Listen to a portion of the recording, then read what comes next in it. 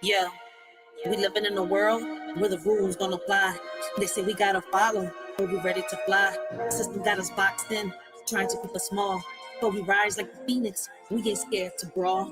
They feeding us lies, but we see through the smoke. We're the voice of the people, we're ready to provoke.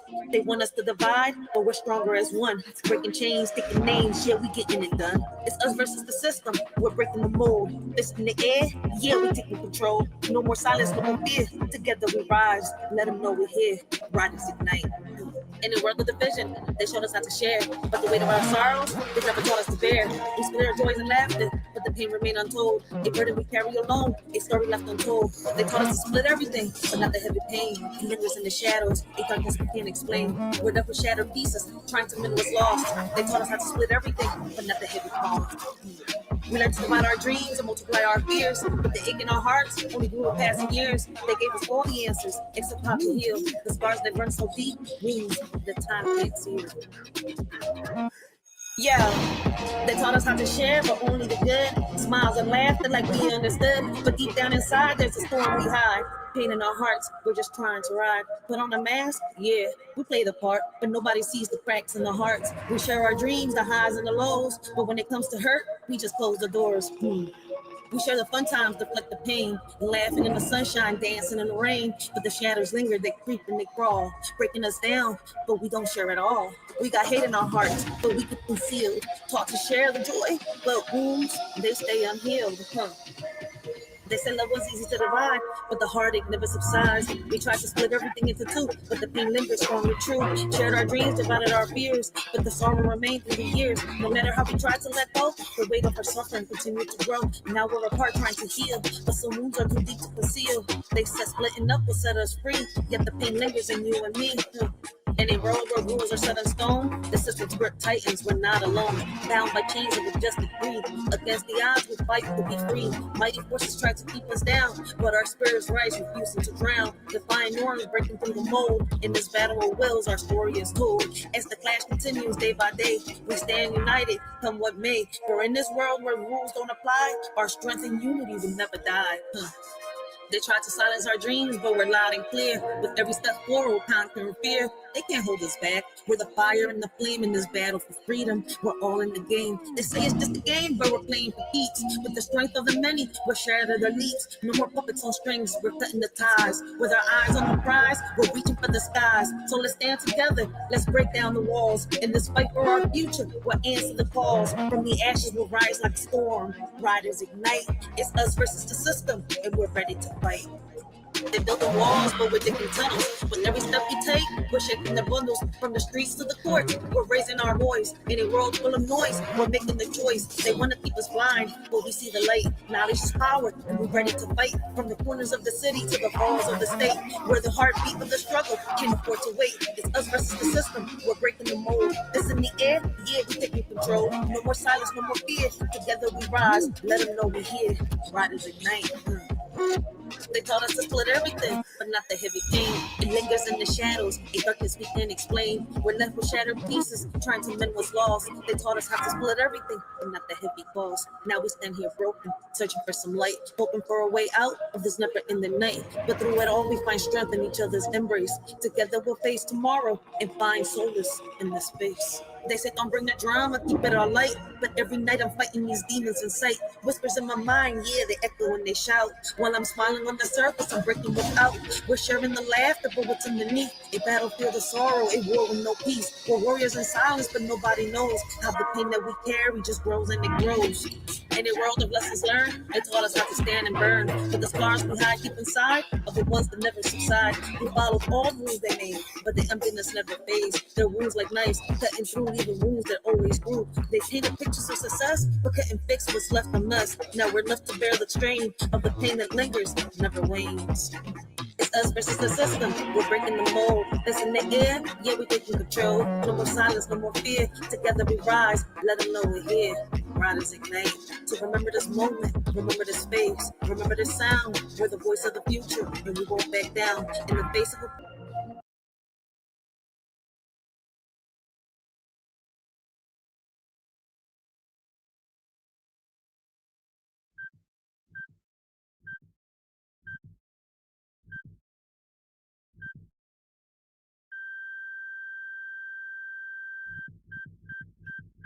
mouthpiece, but he had a great panel last night. All right, people was able to express their views. All right, it got a little emotional because our pain, all right, is all over right now because of the things that were being said. All right, now some of us only got to see other cultures. They built, they unified, they passed down ownership like heirlooms. All right, meanwhile we got fed doctrine, all right, and distraction. I hope I said the damn word. I hate when I talk.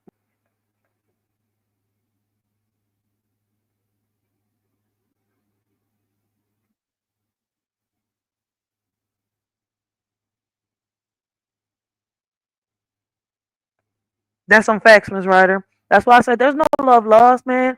I in the past 2 days I've just been, on I've been down rabbit holes trying to, explore and understand what is this big outrage. You see where I'm coming from? Before I give a full honest opinion of somebody that I don't completely know.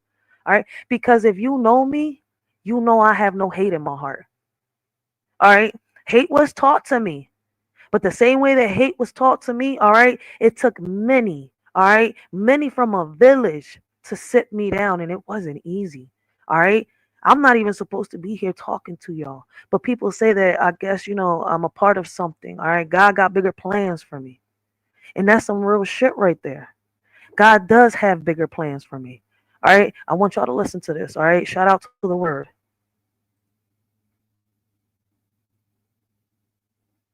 This poem is called The Divine Mirror, Reflections of Sin and Virtual.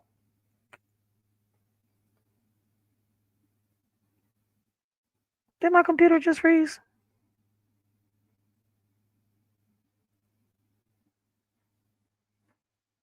It froze.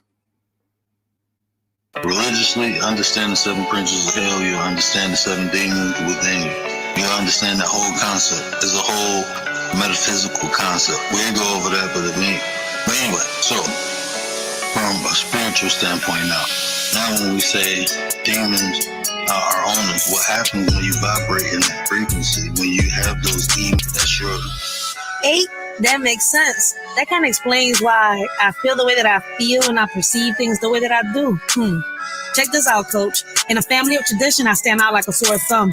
Born into the wrong lineage, feeling like I'm on the run. Surrounded by expectations that I can never meet. Yearning for a different fate, longing for retreat. Mismatched with my bloodline, an outsider in my own home. Struggling to find my place, feeling lost all alone. Dreaming of a different life where I can truly be free. Cursed with this legacy that never quite fits me. Not just born into the wrong generation, but the wrong family too. Bound by blood ties that suffocate and constrain my view. Searching for acceptance in a world that doesn't understand. Destined to break free from this legacy unplanned. I don't know, I just question everything. They say he's portrayed as a deceiver, but in the scriptures, his words seem pure. If he spoke without deceit, what does that say about the Lord's esteem? You argue over his motives, trying to conceal the contradictions. If he was truthful indeed, what does that say about the divine's needs? Lilith, she's in disguise, a woman who brings the skies to ruin. Her heart so cold, a mother, she's in control. Peter Pan was a fairy tale, or was it? When you look around, the majority of the men are childish, never want to grow up, being messy, causing chaos, living in the world of make-believe, and never taking responsibility. Lilith in disguise, a woman of deceit, causes mental lust and leads them to retreat. A woman who should be cast away in the world of shadows. She lives in the gray. Tinkerbell's light flickers in the darkness of their souls, searching for eternal youth and fun. But time marches on and responsibilities beacon. Will they ever learn to put away their toys and become men?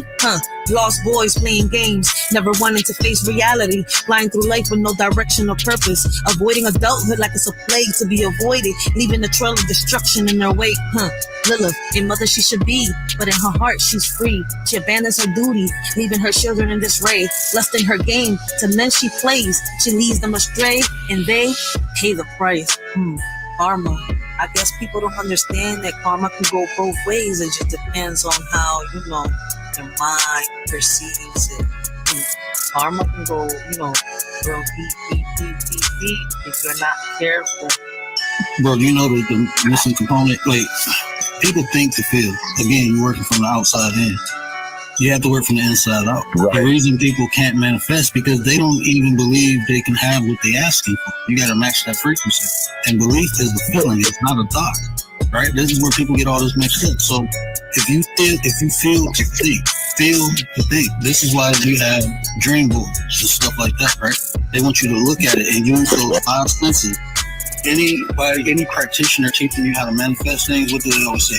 Go and put yourself around the things you want. Why? So you can use those 5 senses so you can get a feeling of what the things are. So now you have a clearer picture of what the things are. So now people will try to manifest and look for the object they manifesting, but they not matching the frequency of it. So what happens is the universe gives you things to build you up to matching that frequency, to your own personal belief that you even deserve what you're asking for. Yo, you spitting some gems right there, coach. But for those of y'all in the background, man, check this out, yo. They say karma's bad, but is it true? Depending on your actions, that's how she'll come for you. She's a friend to me, but an enemy in your head. Karma brings me peace, while in your mind she spreads dread.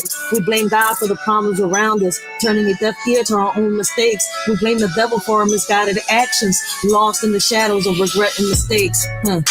Elders criticize, we rebel in return, cutting off potential, lessons unlearned. Butterflies trapped in cocoons, dreams adjourned. A cycle of disrespect, the flames still burn. Parents strife growth, children push away. Generations clash, never finding a way. In heaven in progress, the price we pay. Butterflies grounded, never to sway. The cycle repeats, a never-ending chain. Misunderstandings persist, causing pain. Lost potential lingers like a stain. Generations at odds, searching in vain. We're stuck in a cycle of pain and sorrow, hoping for a better tomorrow.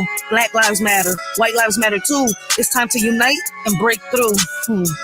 I'm just saying, it's 2025, but it feels like it's 1942. Black lives matter, white lives matter. That's the plea. Blaming the white man for all the hate that we see. Yet we're still killing our own kin. Can't break free. Struggling to find peace in this chaotic scene. Racism and violence staring at the seams. Pointing fingers while we continue to demean. Looking ahead with hope in our hearts. Learning from our past mistakes, making new starts. Together we stand against all that tears us apart. Black or white, it's time for a fresh start. We're quick to point fingers at others, but in reality, it's ourselves that we need. The power to change lies within us. Why blame others when we can be our own lead?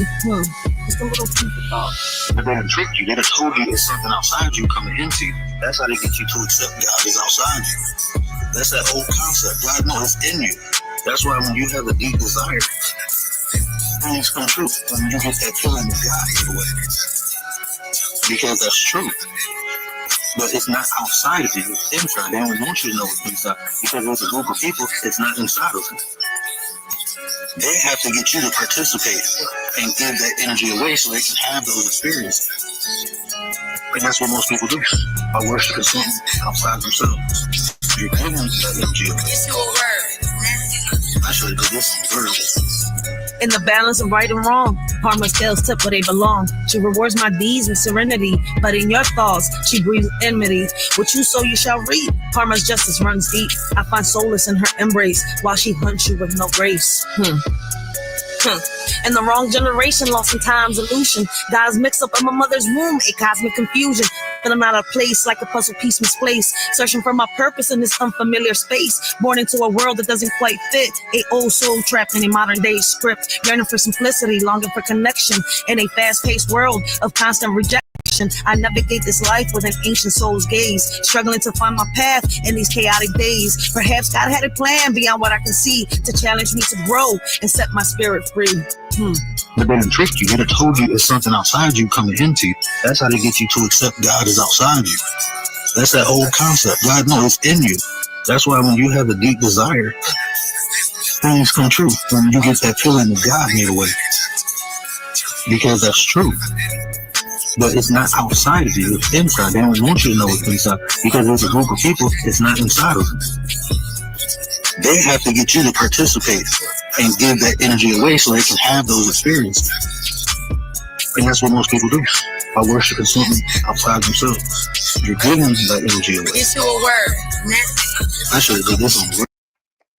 And that's what I'm not doing. I'm not giving my energy to them.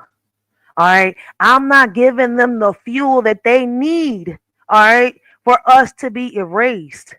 I'm standing up and I'm speaking. All right. I'm standing up and I'm speaking for my family, for my roots. All right. For the trenches I've walked in, for the people that I love. All right. But like it's crazy how right now, like Pete, boom. All right, they threw this man right in our faces. Emotions all over the place. It's already bad enough that we're already killing ourselves. You see where I'm coming from?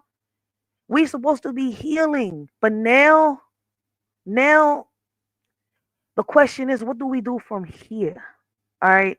We see right through the smoke. We know what they're doing. So are we going to feed into it and do exactly what they want us to do? Or are we going to do the complete opposite and flip the scripts? Are we going to add something new to it? Or are we going to keep adding the same recipe that we've been adding generation after generation, protecting a system that was never meant to carry the pain that was given to us from generation after generation? I'm not going to cry for this man. You see where I'm coming from? I feel bad for his family. We all got families. A lot of us are content creators, all right? Bringing awareness, all right? Until I saw the video that I saw earlier, right? This John was DM'd to me. I was like, oh, okay. So I get where Madam O, I get where Mouthpiece was coming from. I get where King Miller was coming from. Before I review and react to the, the college debates that he had, all right? It's crazy that I have to watch these college debates with the advice that King Miller gave me. All right, and this is why I'm glad Mouthpiece had this panel yesterday. All right, because I have to watch. Look at when we look at these videos. All right, how do we know that the people that are coming, all right, up to Charlie Kirk to talk to him are not people that are already paid, people that they already picked? Remember, these debates are timed. You got a certain amount of time to ask questions and say something. Why not just pick a random person from the audience? Why not come to the hood and have these things? That's why I said, all right, if we want to debunk everything that Charlie Kirk has put out there to our youth, all right, then we're going to have to kind of do the same thing he did, build little groups and start speaking up. We already took the first step. Some of us already on making change, making a difference, making awareness. All right, it's not something that's going to be done like this. All right, how do we catch up to 400 years of pain?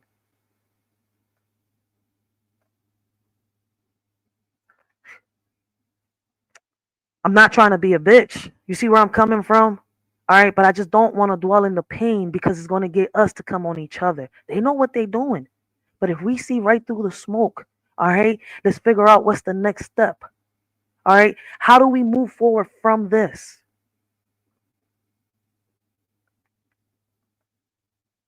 Blessings to everybody in the chat. We got what? Oh, that's Commander. I already said hi to Commander. We got Gary Busted down in the building. My bad. What up, man?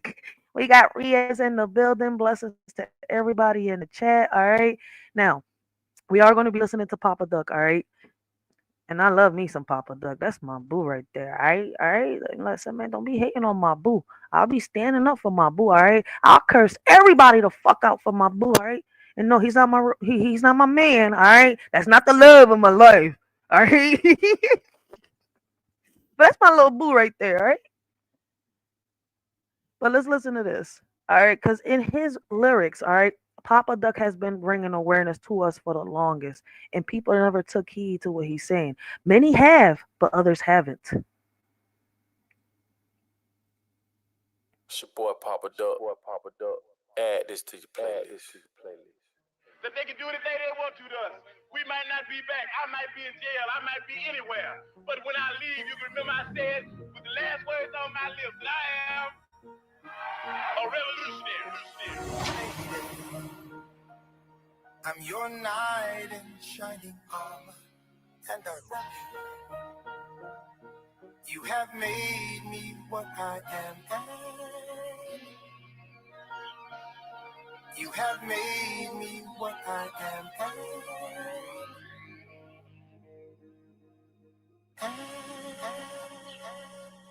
I What's her name? Her name Freedom. 400 years, I'm still waiting to meet her. 40 acres in a mule. The government so full of shit, and black folk they so content. Still vote for the president. Gave you the Bible, say read it. You shoulda knew then. Ain't no white man gon' jump on no cross and come say your black ass. I'm sorry, bro. I ain't trying to come between your religions, but God gave you common sense for a reason. I pay attention. Planned Parenthood wanna stop us from reproducing, but they don't wanna stop the police from upping and shooting. The food that we eat, the government know it's cancerous. Doctors get paid to put your ass on dialysis. Mama sick right now, I know you heard, but don't give her them pills, my nigga, give her them herbs. Chinese buying up land in Africa and Jamaica, acting like you sleep, my nigga, y'all better wake up. And Bill Gates, don't worry, cause we gon' get you too. Catch you at an interview, hit your ass with that whoop-de-woo. I'm Haitian, so won't need no vaccination. I just call on the gods and we can settle the odds. And me, such a fool. I'm so lost in your love. And oh, girl, we belong together.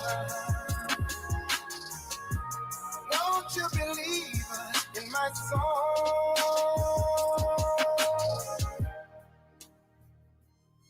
Let go. All my women, take a stand. Raise your right hand, never say that you don't need a man. Hell, we need each other. We need to just stick together. Only thing they gon' do is just turn against one another. Conspiracy and RICO, some shit that they don't wanna speak on. Niggas going to prison for fucking with them PPP loans. My dog at the crib, he happy, he got his stimulus. Saying to myself, this all y'all think a nigga worth? Get that shot in your arm, y'all must be crazy. When the same motherfuckers around here kidnapping babies, emasculating men, it quickly became a trend. Now they wearing tight pants. My nigga shit, I'm just saying. Robot artificial, go study what's humanism.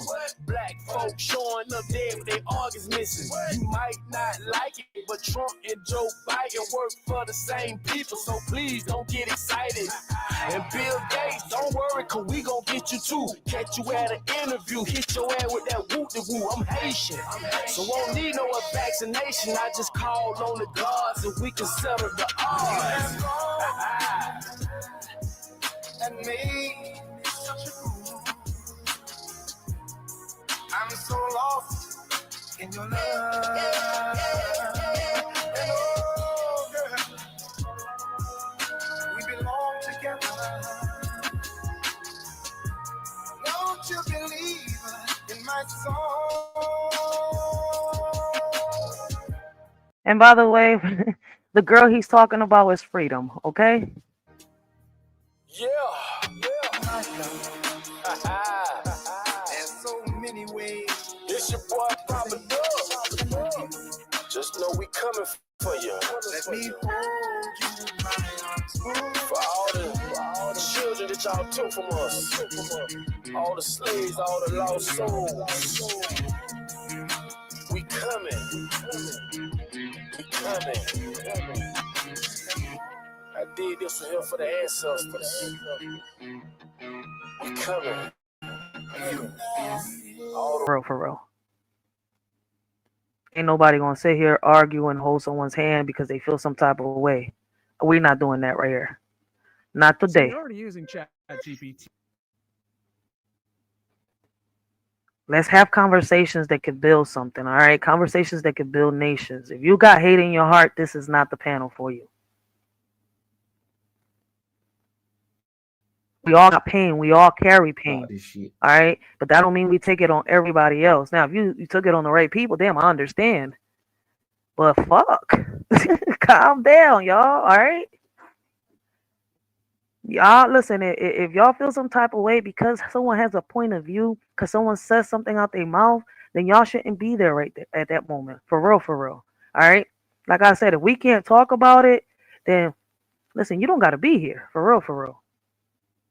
Because if y'all know me, if y'all see me, I'm open-minded. I'm here, we listening. We've all got opinions. But I'm not going to sit here and bash somebody for their opinion. Now, if you're going to sit here and be disrespectful, the block button exists. I'm not going to stress over your emotions. Shit, we trying to heal from what's been going on with us. For us to sit here and, he said, okay, he's not here no more. We get that. I'm not dwelling in the past. All right? So now, let's pay attention to the things that were being said. All right? And for those that didn't watch it, let's see what's going on and why the outrage. Okay? All right, black folks, this is a hard truth from a black conservative, but let me tell you, people are tired of y'all. White people are tired of black people. This country, America, is tired of y'all. They have given you chance after chance. They have pumped billions of dollars into affirmative action. They've done the BLM riots. They've cried the golden casket tears for George Floyd. They've been through all of the black propaganda, and white people are tired of you. Man, shut the fuck up. I hate to see a well-versed, articulate, well-spoken person say stupid shit. You are as ignorant as a box of rocks, and we're finna break this all the way down from then to now. Don't you know that as a slave, there was a law called the anti-literacy law, meaning by law, you was prohibited to learn or to be educated, nigga. And it wasn't by black people, it was by white people, right? Facts. Don't you know, as a slave owner, if you was caught teaching a slave how to read and write, you was punishable by fines. But if you was a slave teaching another slave how to read and write, you was punishable by death. So if you knew how to read and write, to be educated to, in order to compete with society, you was gunned down, hung, dead. Now, if you look at what they did with Nat Turner, right? They found out that Nat Turner knew how to read and write. They didn't kill him. No, they did. They made him go around to all the slave camps and teach Christianity. This is the Willie Lynch letter. Willie Lynch taught slave owners in America, you don't have to beat them. All you have to do is enslave them here. Keep that in mind, because I'm going to come back to that. Then you have a thing called voluntary manumission. What is that? Voluntary manumission is where slave owners would free slaves based off some of the things that they've done. In exchange, they was rewarded freedom. These things were, if you was able to create something that a slave owner could make money from, like an invention. Remember, the real McCoy, Ford, came from Elijah McCoy. Listen. Look that up. And a lot. And he not lying. It's the same way that there's a lot of people, you know, how can I say, learning or unrevealing, right? And it's got people like, who? I was even like this when I heard it. I was like, wait, John didn't write Revelations? Then who the fuck did? You see my point?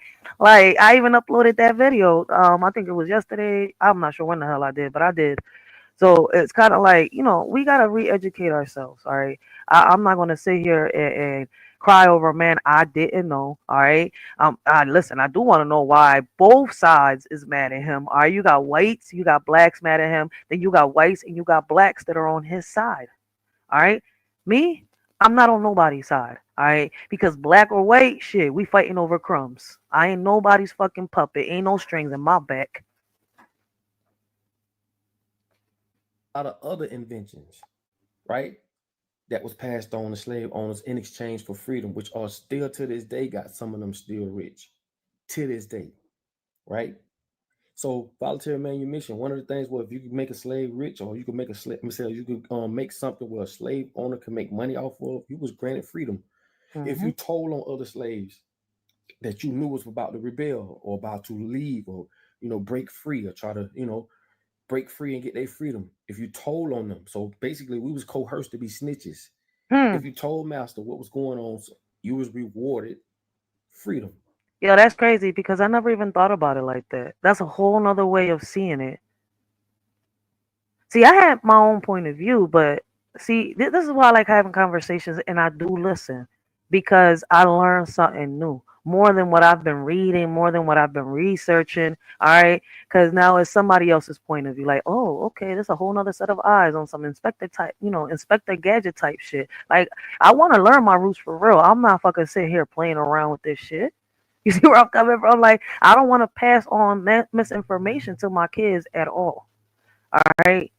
So we got to see past the rewritten history, all right? What they're trying to erase. And we have to learn it and figure it out too. Along with a couple of other things. Don't you know that slaves couldn't even gather? They couldn't even stand around each other within so many feet without being punished, right? Then you might say, well, what the hell back then has to do with today? It has a lot. moving right along, the reason why there's no, same thing what Charlie Kirk always talked about was there was no black fathers in the house. Well, don't you know they had a thing called the man in the house law? Meaning if you was a man in a house, whether you was the biological father or not, that woman or that household was not eligible for welfare. services like, you know, food stamps or certain amenities, housing, assistance, and shit like that. Though. So this shit was coerced to move the man out the house. So now, therefore, he don't have no say-so in that house, and the government becomes the father. That's some real shit. So I'm gonna pause you right here, and then we're gonna play you back. All right, in 1 second. All right. Now that we've heard him a little bit, all right, I'm gonna do this like this, all right, because he's got a lot of videos. So let's start off with. All right, they sent me a video that says Charlie Kirk tries to beat racism allegations and fails miserably. All right. Then after that, we're gonna watch his videos. All right, we're gonna go back to Papa Duck and then play his videos. All right. So let's watch this little video right here real quick. All right, so I can get a better understanding of what a lot of people is trying to say. Somebody said, watch this video last night. All right, this explains more than what, you know, is being said on the debates.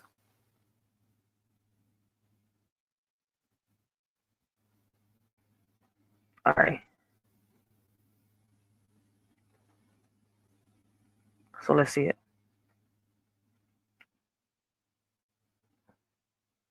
Sorry, if I see a black pilot, I'm going to be like, boy, I hope he's qualified. Well, that's the you wouldn't have done that. You wouldn't have. You wouldn't have done that before. That's not an immediate. No, you wouldn't have done that before. That's not who I am. That's not what I believe. It is the reality the left has created. Because of DEI, it begs the question: when you see a black pilot, you wonder. You say, "I hope they are qualified." I wouldn't think that if the CEO of United or these airlines would reject DEI and say excellence is the ultimate standard. Is if I'm dealing with some. Okay, so these are little clips, but I don't like watching this like this. But let's get to it, all right? Because I like getting the full context of the words, all right? But I'm hearing to what he said. It's not what he believes, all right? So it seems like, you know, he's going off by statistics or analytics, all right? So I don't know if he gives out, you know, I know Kwame Brown played a little bit of his videos, but I was in and out of his live. So it's kind of like I have to do this myself. So let's continue. Somebody in customer service who's a moronic black woman. I wonder, is she there because of her excellence, or is she there because of affirmative action? Almost creates thought patterns that are not necessarily wholesome. It creates resentment, doesn't it, Heather? No one really cares when it's HR. So he says that, wait. Let's go back. I got to get a better. Not too far. Let's see. Are qualified. I wouldn't think that if the CEO of United or these airlines would reject DEI and say excellence is the ultimate standard. Is if I'm dealing with somebody in customer service who's a moronic black woman. I wonder, is she there because of her excellence, or is she there because of affirmative action? Almost creates thought patterns that are not necessarily wholesome. It creates resentment, doesn't it, Heather? No one really cares when it's HR manager. All right, so I don't know if he got attacked by, you know, a black woman, like he said it was moronic or what. All right, but once again, that's another, you know, that's his point of view. All right, like he that's what he probably has seen, but we're not all like that, are we? We definitely not like that. So, I mean, listen, it's like I keep trying to tell everybody, right, within our community, like when I have these conversations, not just with my kids, right, but other people out there, right, it's like we have to stop categorizing all women, you know, putting all women in one category, putting all men in one category. We have to stop doing that, all right, for real. And I mean, listen, I don't know if he's racist tendencies, what, I don't know why he's feeling like this, but it seems like this is mostly his point of view. See, I'm not going to react the way, you know, the ones that are pulling the strings want me to react. I'm going to get, you know, more context into this. No one cared when it was, you know, just kind of paper shufflers or even engineers.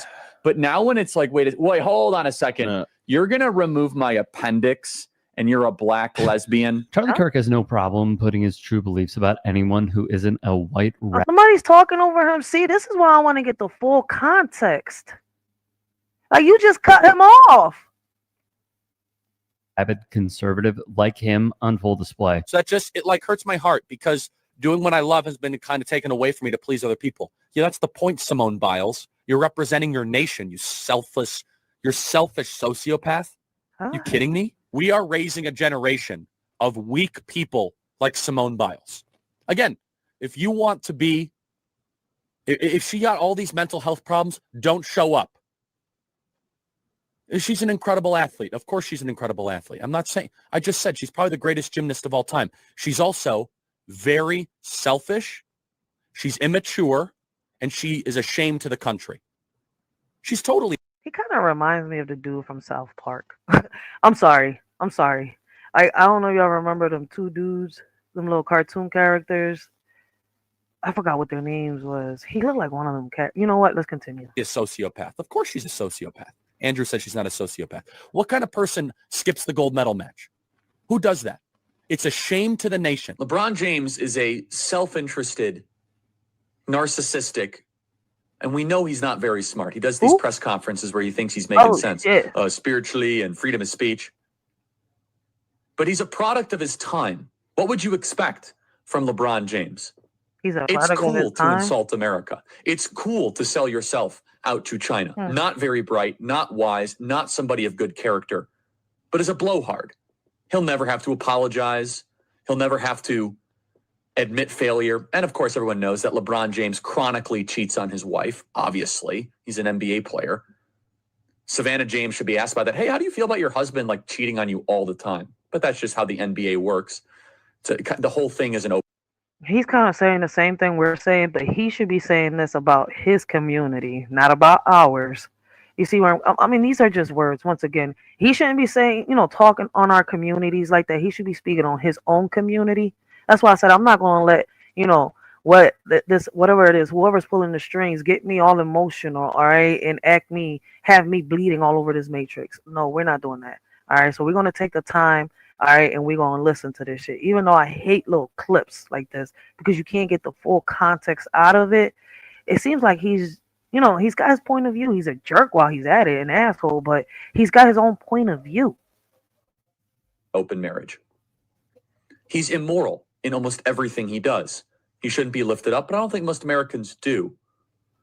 He would obviously stand for the China national anthem, and he can't even show a modicum of respect for the country that has given him everything. Including generational black athletes like Simone Biles and the right wing's favorite target, LeBron James, spreading baseless lies and playing into the bigot stereotypes that his base responds to. Thomas Sowell and Justice Clarence Thomas are far better black role models to celebrate than Martin Luther King. Period. End of story. While also having the gall to tell the black. Wait a minute. Who the hell is better to celebrate than Martin Luther King? Wait a minute. Who's that? Who the heck I don't know. Was he talking sports? Who in the world did he just mention? I don't even know that person. Wait a minute. And Justice Clarence Thomas are Justin Clarence that Thomas? his base responds to. Hold up. Wait a minute. Justin Clarence Thomas. Who in the world is Justin Clarence Thomas?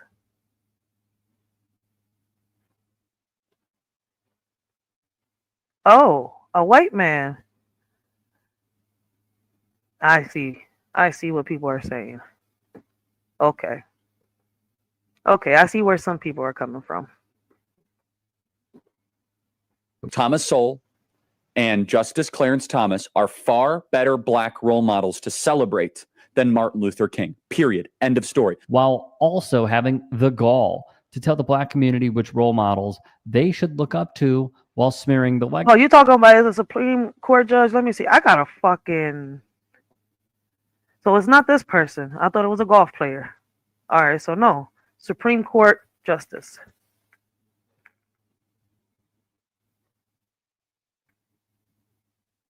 Okay.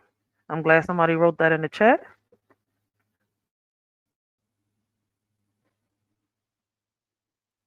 Oh, he a black man.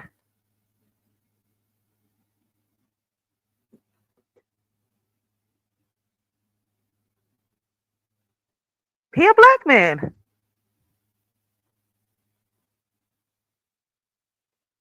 Clarence Thomas, born June 23 to 1948, is an American lawyer and jurist who has served. Okay. I don't know. Hopefully, I'm on the right. Okay, so I found the right person. How does this make him racist, guys? Maybe I'm asking the wrong questions, all right? But remember, this live is not to bash or come at anybody, all right? It's not to stir up any violence. It's for me to get a better understanding, and for those that don't understand either, what the hell is the big commotion about, okay? How y'all expect, listen, it doesn't matter on which side. How do y'all expect us, right, caught in the middle, to understand? We're not even talking this out. Now, I had a great conversation in Mouthpiece panel. All right. Now I'm looking at this, it's kind of like, wait. That's why I say I want more context. I don't like being confused. Legacy of Dr. Martin Luther King Jr. Holy Day, Martin Luther King Jr. Day. All right, let's see what you gotta we say. said some things today, and we challenged some of the primary doctrine that is running modernity. If you disagree with our take on MLK, just listen to this episode. Give it a fair hearing. Just say, hey, maybe I don't agree with Charlie. Maybe I think he's the best person to live in the 20th century and that he's worthy of worship, which is effectively what this society demands. Then fine, just listen to the episode and maybe you'll learn something. We talk about the positives. And then we also get into some of the other implications of this. We're a truth-seeking show. But I can say declaratively, this guy is not worthy of a national holiday. He is not worthy of godlike status. Who? In fact, I think it's really harmful. The gross take. Wait, who is he talking about now? Why do y'all clip it up like this? Pull the full. Listen to the episode and together. maybe you'll learn something. We talk about the positives. And then we also get into some of the other implications of this. We're a truth-seeking show. But I can say declaratively, this guy is not worthy of a national holiday. He is not worthy of godlike status. In fact, I think it's really harmful. The gross take. Even got some pushback and criticism from black conservatives like Pastor Darnell Scott, Armstrong Williams, and the Blaze's Delano Squires. And reading tweets like this about newly hired New England Patriots coach Gerard Mayo, where Kirk twists Mayo's words about race to claim that Mayo will discriminate against white players. It's no surprise that he chopped it up with the one and only Jason Whitlock to defend and double down on his bigotry, as usual for Jason Whitlock's terrible.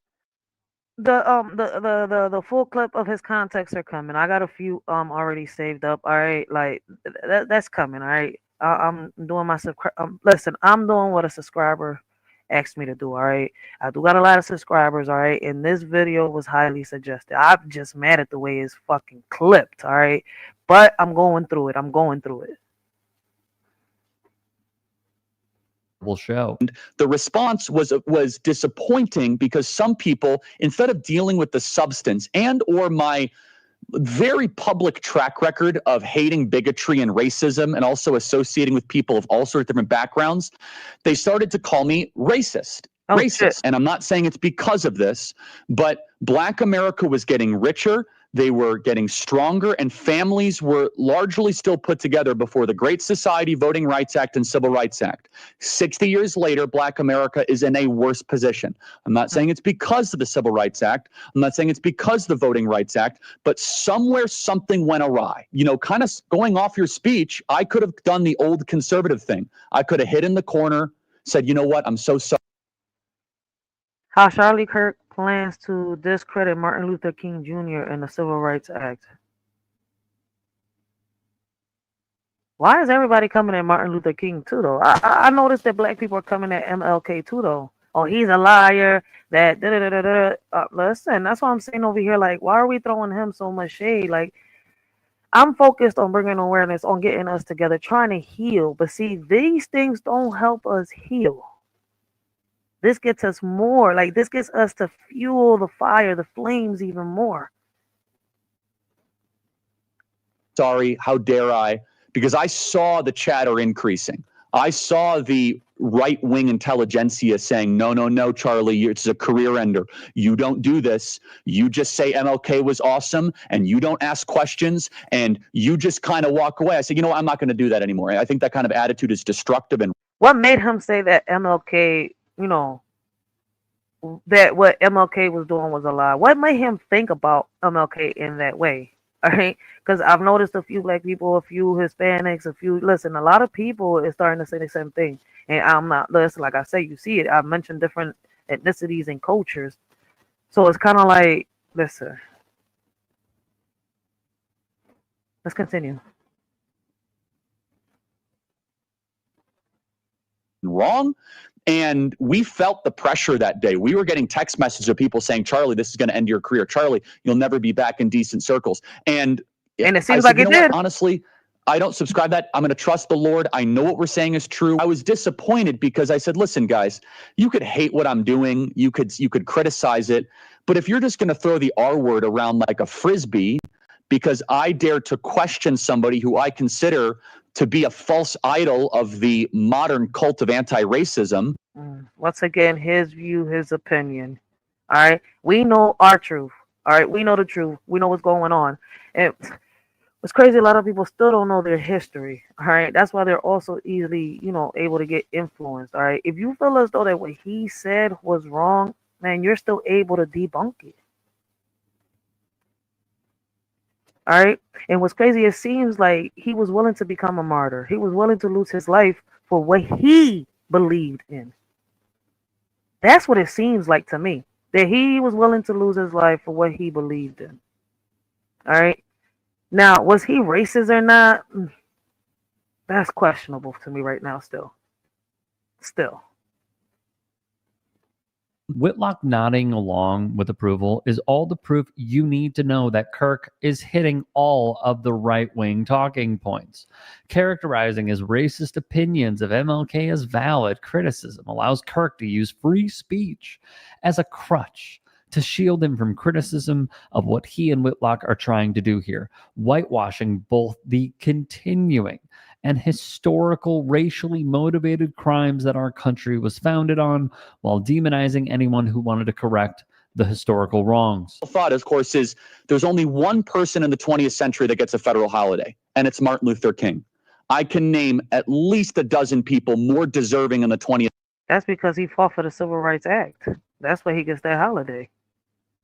Century of a federal holiday than MLK. There are much better figures, such as Billy Graham in the 1960s, who had a lot more to do with the passage of the Civil Rights Act, who gets no credit than Martin Luther King. People forget Billy Graham had White House Oval Office meetings. Billy Graham led the Crusades for a moral awakening. What I'm trying to counter is the reason we talk about race so much is because we have a federal holiday to a guy that talked about race all the time. We celebrate the Civil Rights Act more than the American founding. Kirk rehashing this old played out argument is just another sad attempt at...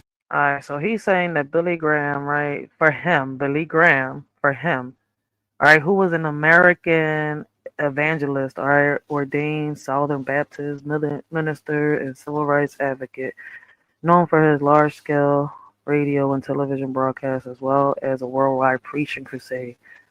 Once again, that's his view. Is it yours? Is it mine? No, it's not. Because I don't think he was better than MLK. But to him, according to him, he was.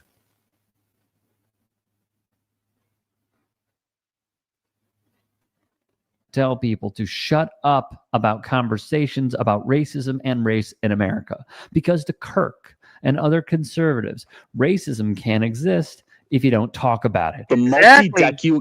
Well, we gotta talk about it. Like, all right, right now we can't even challenge him. Shout out to King Miller, all right, for talking to me yesterday, breaking it down, all right. And he was right. This man only went to colleges. He didn't even have a real challenge. He didn't come to the trenches. He ain't talked to people within our communities. So, hey, I get a lot of the frustration and everything. How do we move forward now? This already happened. He's not here. Let's not dwell on it. How do we move forward from now? Decade incubator of DEI was housed in the Department of Justice post the Civil Rights Act.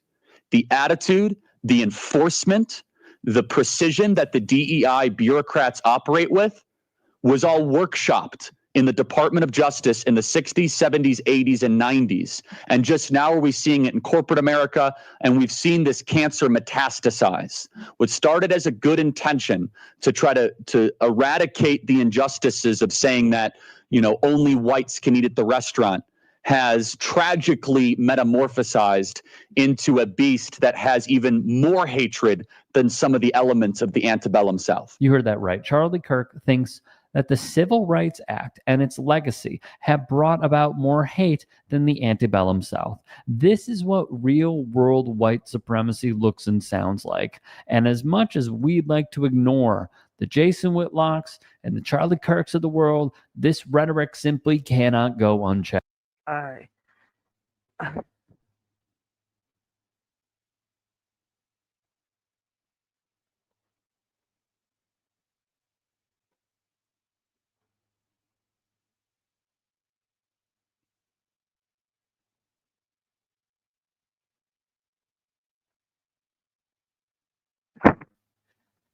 It's a lot going on in the chat right now. Damn.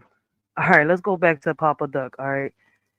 Now, all right, you know what? No, before I go back to Papa Duck, all right, I want y'all to see this video. All right, a black woman explains Charlie Kirk's racism. All right, now I want to hear her point of view, and we're going to skip on to it because it was a podcast. Yes, may Charlie Kirk rest in peace.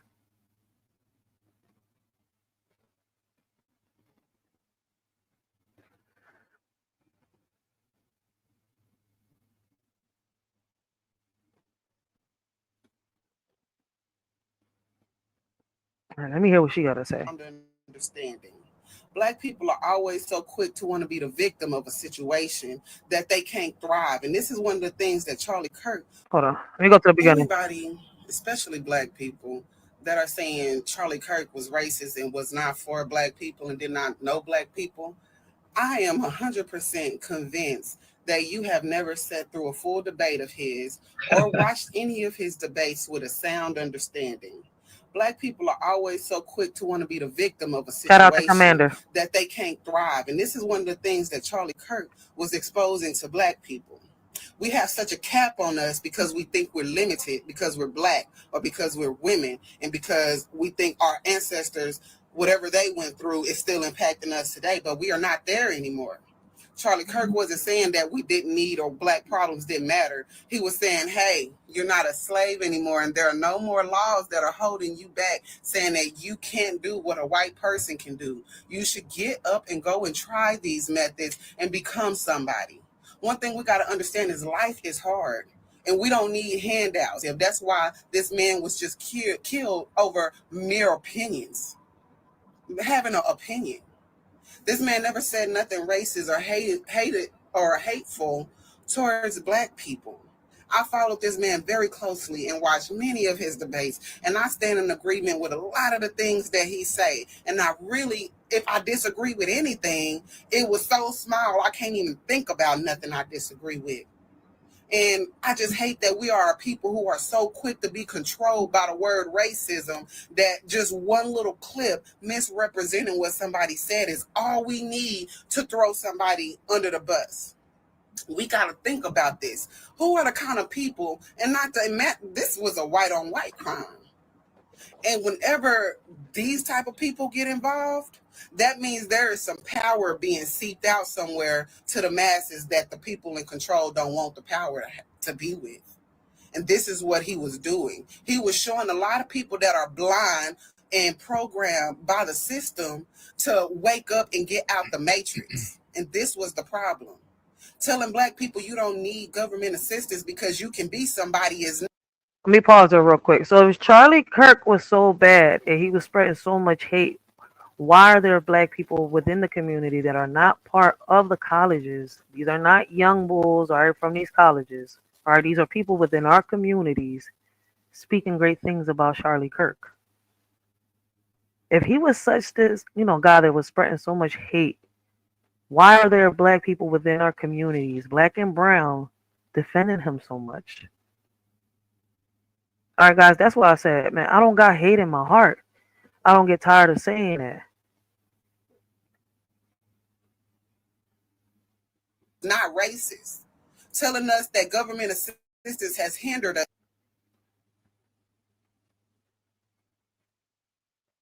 And this was the problem.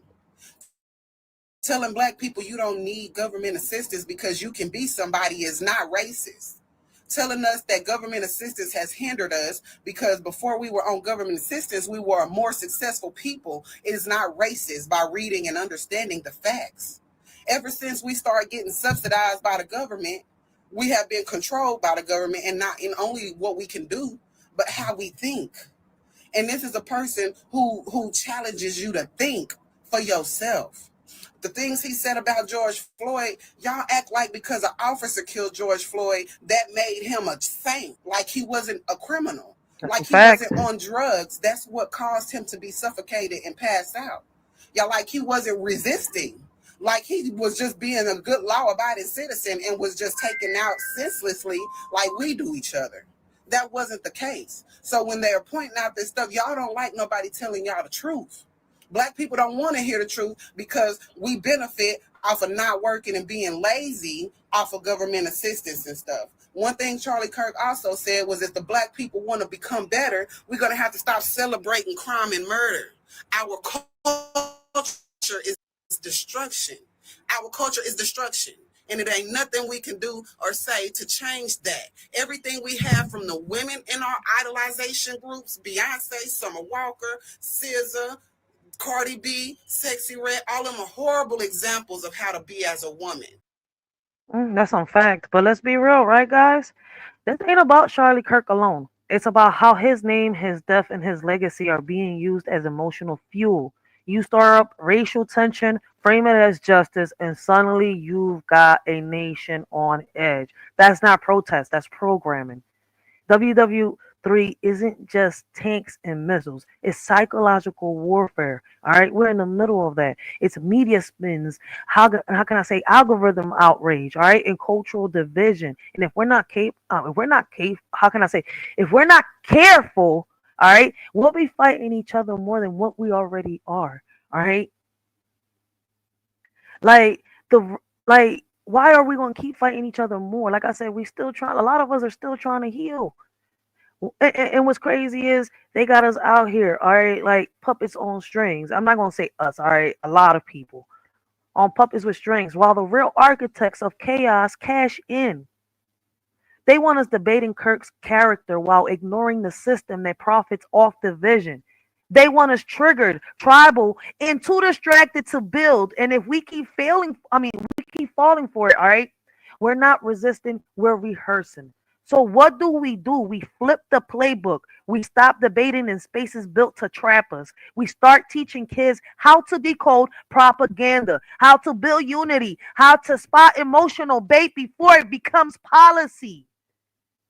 But maybe I'm tripping, all right? Because let's be real, if World War III is being coerced through the racial tension and media manipulation, then our resistance has to be strategic, all right? Not just loud.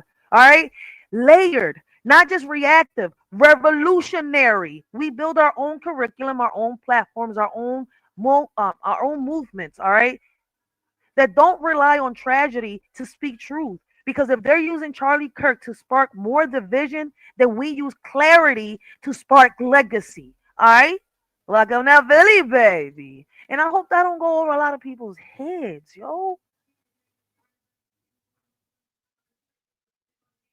Like, they're not just mourning Kirk, they're mobilizing through him, stirring up raise, and reaction. And if we fall for it, we're not resisting once again. We're just playing the script. We're rehearsing. All right? Because World War III is psychological, media driven, emotionally engineered. All right? And if we don't teach our kids how to decode, all right, they'll grow up thinking outrage is the truth. But maybe I'm wrong for what I'm saying. Maybe what I'm saying is going to, how can I say, go over people's heads. But once again, WW3, how can I say, isn't boots on the ground. It's boots on our necks. It's psychological warfare dressed up as patriotism. It's media manipulation disguised as mourning. All right. They're using Charlie Kirk's death not to unify, but to divide, distract, and detonate. All right. This ain't about Kirk the man. It's about it's about Kirk the symbol. A polarizing figure turned into a political fire starter. They didn't just let the protests happen. All right. They curated them. They knew racial tension would flare. They knew the outrage would trend, and they knew the American people would take the bait. All right. Let me say this. Let's see if this sounds familiar. Step 1, elevate a controversial figure to martyr status. Step 2, stir racial tension and frame it as national awakening. Step 3, use the chaos to justify surveillance, censorship, and control. Sound familiar? All right. It's the same formula they used post 9/11, post George Floyd, post every moment that matter. All right. They don't want unity. They want reaction because reaction is predictable. Reaction is profitable. Reaction is programmable. And if we keep showing up to every emotional ambush without a strategy, we're not resisting, we're rehearsing. We're rehearsing rage. We're rehearsing division. We're rehearsing the same damn cycle that keeps us locked out of power. All right. But you know what? Maybe a lot of people, this is going to go over a lot of people's heads. Some are going to get pissed off at what I'm saying. But, I'm just speaking with a little bit of clarity. No hate in my heart, with some logic in my mind. All right. Speaking with what the ancestors left behind for me to understand that blueprint. All right. They got passed down through generations, but it wasn't put in a Bible and it wasn't put in history. I mean, I'm talking about history books. All right. But I guess, because I speak in metaphor sometimes, it's going to go over a lot of people's head. But my intentions isn't to bring anybody down or to bash anybody. If anything, is to, sit here and give y'all a hand. Let's do this together. The same thing with the NBA young boy, Lil Baby, Da Baby, Lil Wayne, Baby, P. Diddy. All of those are examples of how to be a terrible person. And what he is saying is get these examples from in front of you and your kids. Turning Point is done. Shapiro owned Turning Point, or he had parts of Turning Point. I cannot stand the Shapiros. None of the motherfucking Shapiros. Hold up, wait a minute. But see, I can't even let that get to me. Turning Point was partnered up with the Shapiros? Oh, shit. I don't know. I just read a comment. Maybe I misunderstood, but let's continue. I shouldn't have read the comment. Let's continue, Ray. You read the comments afterwards, Ray. So that y'all can thrive.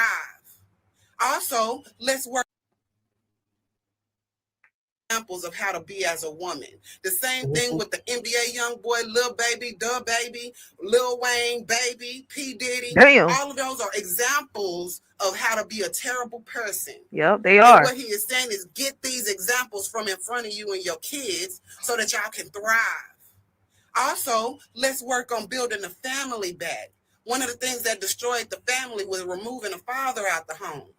Put that back together so we can start becoming a good community. But we don't like being told nothing. We don't like being told how to better ourselves because we want to be victims so bad. We want to be at the bottom of somebody's pity party so bad that we'll take anything we can to disregard or dismiss any ethical or sound doctrine to help better ourselves, so that we can steady dwell on a past that no longer affects us and that we can overcome and have the ability to become somebody. My last point is, I always tell my daughter, because I made her read about Madam C.J. Walker, a self-made Black woman millionaire during a time way worse than today. So everybody with all these excuses of why you can't be successful because you Black or a woman, odds have always been being defeated since the beginning of time. Stop teaching your kids and capping your kids at you Black or you a woman, so there's stripes against you. Stop teaching that to your kids and let them know you're going to have to work hard for whatever you want. You know what's baffled me? How we still, within our own communities being racist amongst ourselves, right?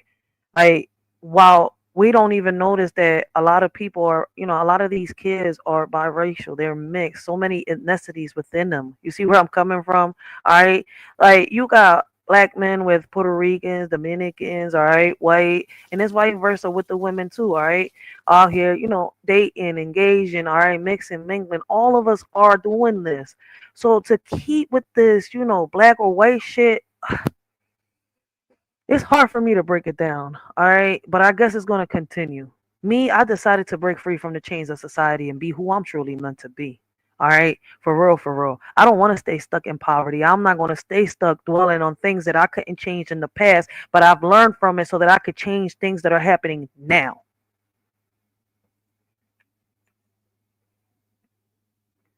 Be resourceful and go for what it is that your goal is. I need a white boy in my life. Oh, listen, I got me some chocolate in my life. I love me chocolate.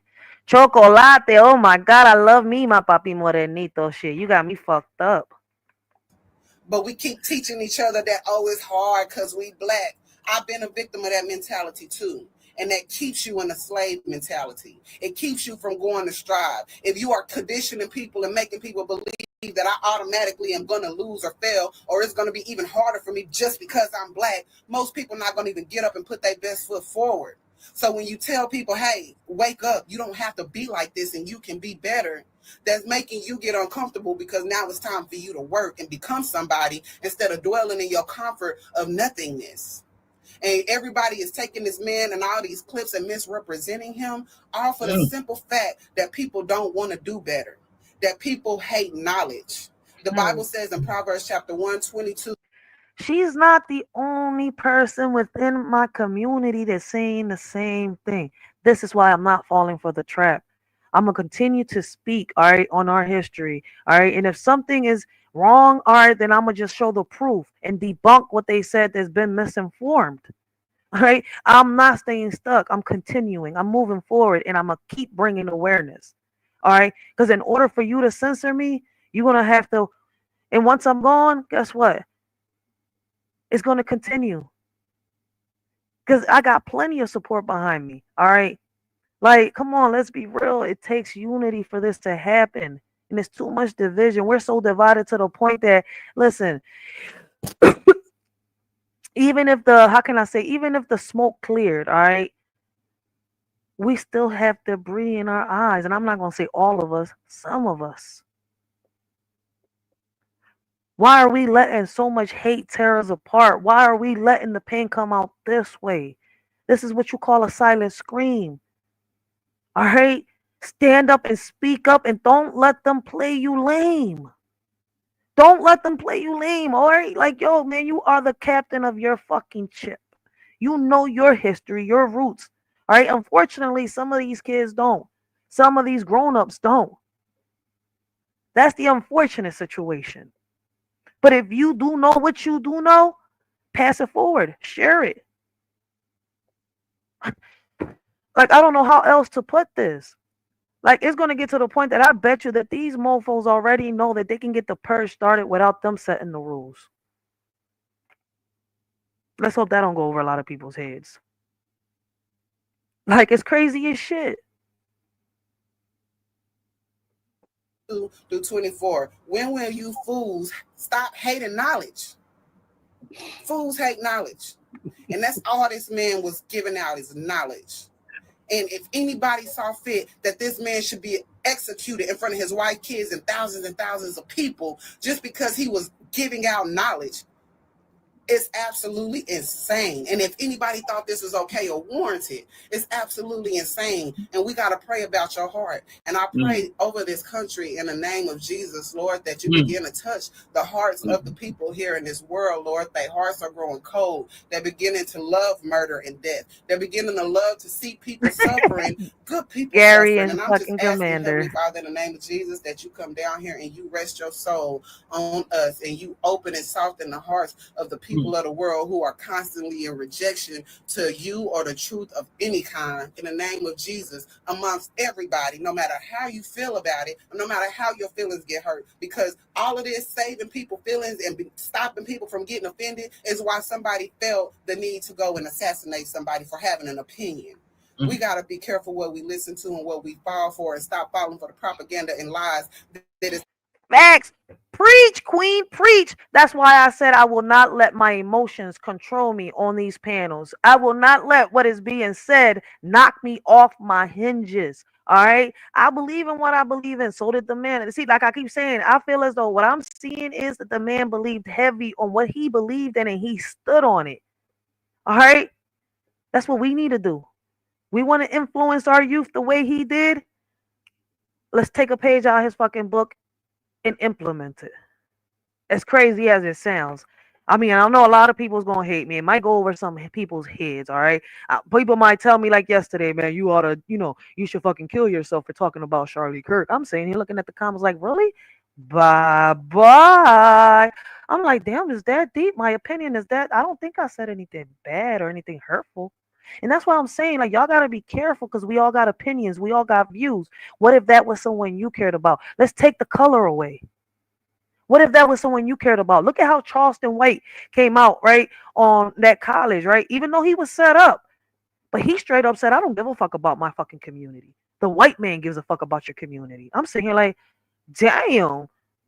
Like, come on, man. You're supposed to be representing us like that? Shit, then is what Charlie Kirk saying wrong? That's why I'm saying, like, wait. They want us in our emotions, all right? How can I say spilling out the pain, all right, without giving context? Hopefully, if I give it poetic justice, people could understand where I'm coming from. I don't have influencer fixation, all right? Because I know that these influencers, whether the red pay them, they acting. The blue pay them, they acting. All right. And so do these celebrities, red or blue. I'm not fighting over no motherfucking crumbs because I know the real history. I know what my ancestors went through. All right. They went through hell. And over here, they're telling us we can't mix and mingle. But guess what? Mine's did. I'm a whole Taino. I come from that tribe. And if it wasn't for the Moors and if it wasn't for the West Africans, guess what? The Tainos wouldn't have made it out and us, the descendants, would not exist. It is time for us to re-educate ourselves, all right? Yes, I carry pain in me, but I was taught, all right, to talk about it and not spill it out. All right? I'm not going to bleed all over the matrix to sell my soul. I'm not a victim, all right? I'm a survivor. All right, my ancestors, all right, they were martyrs. They sacrificed themselves for us to get the knowledge that we should be talking about now. And if we feel as though that someone's got misinformation out here, let's debunk them. As a matter of fact, let me do it like this. I'll get back to you, Shorty, because I like your message. I definitely like your message because you're not spewing hate. Shout out to Mouthpiece. All right, he had DJ King Miller in there joining us. I love that panel last night because, see, thanks to DJ Miller, I'm able to spot certain things. All right, and I feel as though, like in a lot of these videos, some people were paid. I don't know. It's like I peep certain things, but then you got to realize he's a content creator. All right, was he? Was he hateful? Was he spreading racism? I mean, a lot of people see that. I can't sit here and say that I've seen it yet. We're gonna get to them videos. Just give me a minute.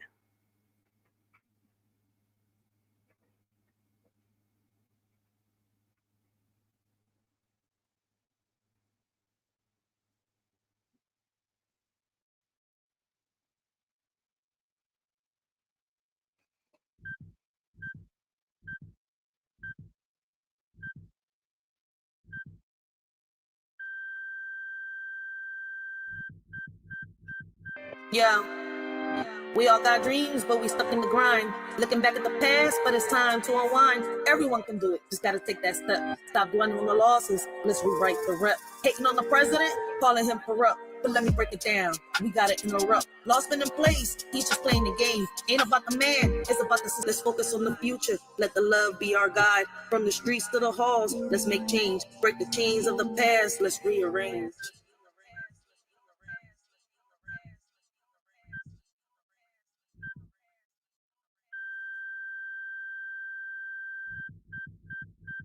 No.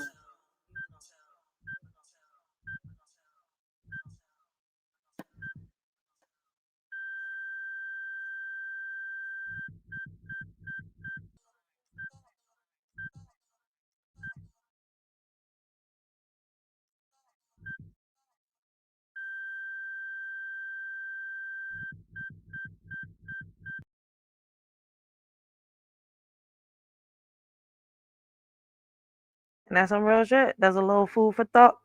Yeah, Commander, they leave when they hear positive music because I'm not Lil Wayne, all right? I'm not Lil Wayne. I'm not saying that I'm going to be popping some shrooms, smoking Mary Jane while I'm riding my skateboard or my bike, right? With Jack Daniels on the other hand, going to shoot up a fucking gas station or a corner store. On some real shit. That's why, because my poetry don't have none of that shit. It don't have no violence, all right? It speaks on the pain that we've carried throughout generations, and then it talks of us. It talks about us, all right? Bringing solutions and taking that step forward. Each and every one of them speaks about pain, but it brings resolution on some real shit. Like, and if you peep, each one is somebody's story, all right, out here, whether it's mine or somebody in these streets or somebody on this matrix, all right. But at the end of the day, all right, we're not chained up no more. We have certain things. This is what I want a lot of people to understand, all right. I'm not stuck in the past. I know what they went through, but they didn't want us to stay like that either. All right. They passed on that. They passed on notes. All right. Through how can I say, through the braids. All right. They didn't just pass food through the braids and stuff like that as they were traveling, as they were getting taken away. All right. Because some of them traveled, some were taken.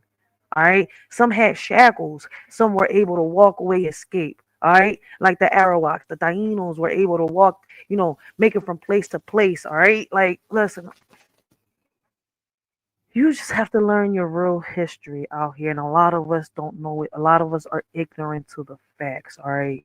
And the pain that we're carrying is so fucking deep, but the thing is, they never taught us how to share it. All right, they showed us how to share the fun, how to share everything except for the pain. That right there, that lingers in the shadows. All right, it creeps. All right, and it brings us down. It tears us down and makes us go against each other. And they like fuel. They like adding fuel to that pain, to that fire.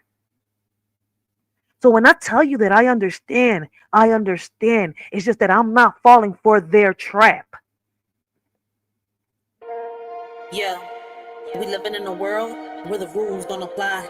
They say we gotta follow, but we ready to fly. The system got us boxed in, trying to keep us small. But we rise like the phoenix, we ain't scared to brawl. They feeding us lies, but we see through the smoke. We're the voice of the people, we're ready to provoke. They want us to divide, but we're stronger as one. Breaking chains, taking names, yeah, we getting it done. It's us versus the system, we're breaking the mold. Fist in the air, yeah, we taking control. No more silence, no more fear. Together we rise, let them know we're here. Riders ignite. In the world of division, they showed us how to share. But the weight of our sorrows, they never taught us to bear. We split our joys and laughter, but the pain remained untold. A burden we carry alone, a story left untold. They taught us to split everything, but not the heavy pain. It lingers in the shadows, a darkness we can't explain. We're left with shattered pieces, trying to mend what's lost. They taught us how to split everything, but not the heavy cost. We learned to divide our dreams and multiply our fears, but the ache in our hearts only grew with passing years. They gave us all the answers, except how to heal. The scars that run so deep, wounds that time can't see. Yeah, they taught us how to share, but only the good. Smiles and laughter like we understood, but deep down inside, there's a storm we hide. Pain in our hearts, we're just trying to ride. Put on a mask, yeah, we play the part, part, but nobody sees the cracks in the hearts. We share our dreams, the highs and the lows, but when it comes to hurt, we just close the doors. We share the fun times, deflect the pain, laughing in the sunshine, dancing in the rain. But the shadows linger, they creep and they crawl, breaking us down, but we don't share at all. We got hate in our hearts, but we get concealed. Taught to share the joy, but wounds, they stay unhealed. They say love was easy to divide, but the heartache never subsides. We tried to split everything into two, but the pain lingers strong and true. Shared our dreams, divided our fears, but the sorrow remained through the years. No matter how we tried to let go, the weight of our suffering continued to grow. Now we're apart trying to heal, but some wounds are too deep to conceal. They said splitting up will set us free, yet the pain lingers in you and me. In a world where rules are set in stone, the system's grip tightens, we're not alone. Bound by chains of majestic greed, against the odds we fight to be free. Mighty forces try to keep us down, but our spirits rise, refusing to drown. Defying norms, breaking through the mold. In this battle of wills, our story is told. As the clash continues day by day, we stand united, come what may. For in this world where rules don't apply, our strength and unity will never die. They try to silence our dreams, but we're loud and clear. With every step forward, conquering fear. They can't hold us back. We're the fire and the flame in this battle for freedom. We're all in the game. They say it's just a game, but we're playing for keeps. With the strength of the many, we're shattering their leaps. No more puppets on strings, we're cutting the ties. With our eyes on the prize, we're reaching for the skies. So let's stand together, let's break down the walls. In this fight for our future, we'll answer the calls. From the ashes, we'll rise like a storm. Riders ignite. It's us versus the system, and we're ready to fight. They build the walls, but we're digging tunnels. With every step we take, we're shaking the bundles. From the streets to the courts, we're raising our voice. In a world full of noise, we're making the choice. They want to keep us blind, but we see the light. Knowledge is power, and we're ready to fight. From the corners of the city to the halls of the state, where the heartbeat of the struggle can't afford to wait. It's us versus the system. We're breaking the mold. It's in the air, yeah. 400 acres and a mule is what we was promised and never saw it. All right.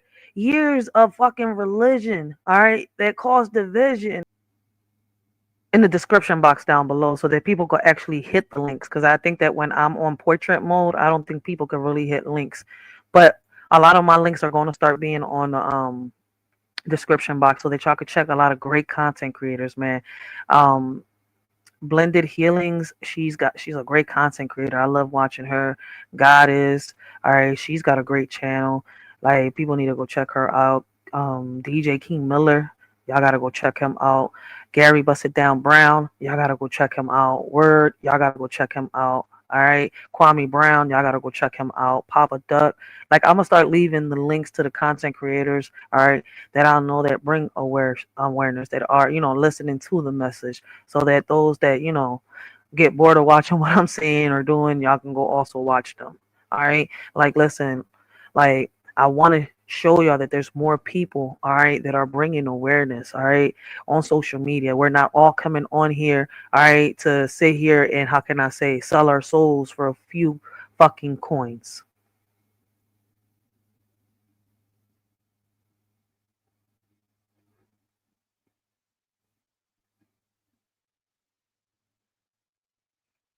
I mean, I guess I said that shit clearly. Let's stop dwelling on the past and break them chains, because that's how we stay stuck. All right. I've noticed that when we stay stuck dwelling on things that we cannot change, we cannot move forward at all. All right. Let's move forward. See, I'm a free soul. Once again, like I said in the poem. All right. Look in the mirror and what do you see? All right. A puppet with strings or a soul that's free? What happens? Let me ask y'all a question. Did any of the things that Charlie said affect y'all? Are y'all the people that he's talking about, that he's seen, that he's witnessed? How did that affect you? How is it stopping your day to day? How is it stopping you from living and continuing to do what you're doing? All right? Accomplishing the things that you are doing. Because it sure as hell ain't stopped me. I'm here, I'm breathing, I'm talking to y'all. All right? And it didn't affect me because I am not the women that he spoke on. My sisters are not the women that he spoke on. But there are women like that out there. You see where I'm coming from? Like, it's so many ways I can go about this. You see, like, I just want to show that, you know, it's not just about him. Let's not fall for the trap, all right? Let's speak our minds, but let's not bring the violence out. Let's not bring each other down in the process. Hold on one second. I got to answer this, so let her talk. Hola. This world, Lord, their hearts are growing cold. They're beginning to love murder and death. They're beginning to love to see people suffering, good people suffering. And I'm just asking, Heavenly Father, in the name of Jesus, that you come down here and you rest your soul on us and you open and soften the hearts of the people of the world who are constantly in rejection to you or the truth of any kind. In the name of Jesus, amongst everybody, no matter how you feel about it, no matter how your feelings get hurt, because all of this saving people's feelings and stopping people from getting offended is why somebody felt the need to go and assassinate somebody for having an opinion. We got to be careful what we listen to and what we fall for, and stop falling for the propaganda and lies that is being used to control us and tell us how to think instead of thinking for ourselves. Amen. Amen. Mic drop in Jesus' name. Amen. Woo. Amen. Wow. Okay, so there is a comedian. I think his name is T.K. Kirkland, who used to do a bit, and he started his bit with "Who raised you?" And I really want to talk about the people who are attracted to the idea of celebrating, as Van says, dancing on the grave and making the death in this horrific event that we witnessed some kind of moment of celebration. Who would be attracted to something like that? And this comes back to the who raised you. You've got to realize we have now probably 3, maybe more generations of people who are not fully formed. They are adults. They are walking around as older people or as people of adult age, but they have never been raised and maturated into adulthood. They are unfully formed, and they know this, and they feel the lacking that they have as being people who are expected now to perform as adults and can't. They are struggling with it. And the left gives them a soft place. The left says, no, it's not your fault that you are not maturely maturated. It is not your fault that you have not been actualized properly into adulthood.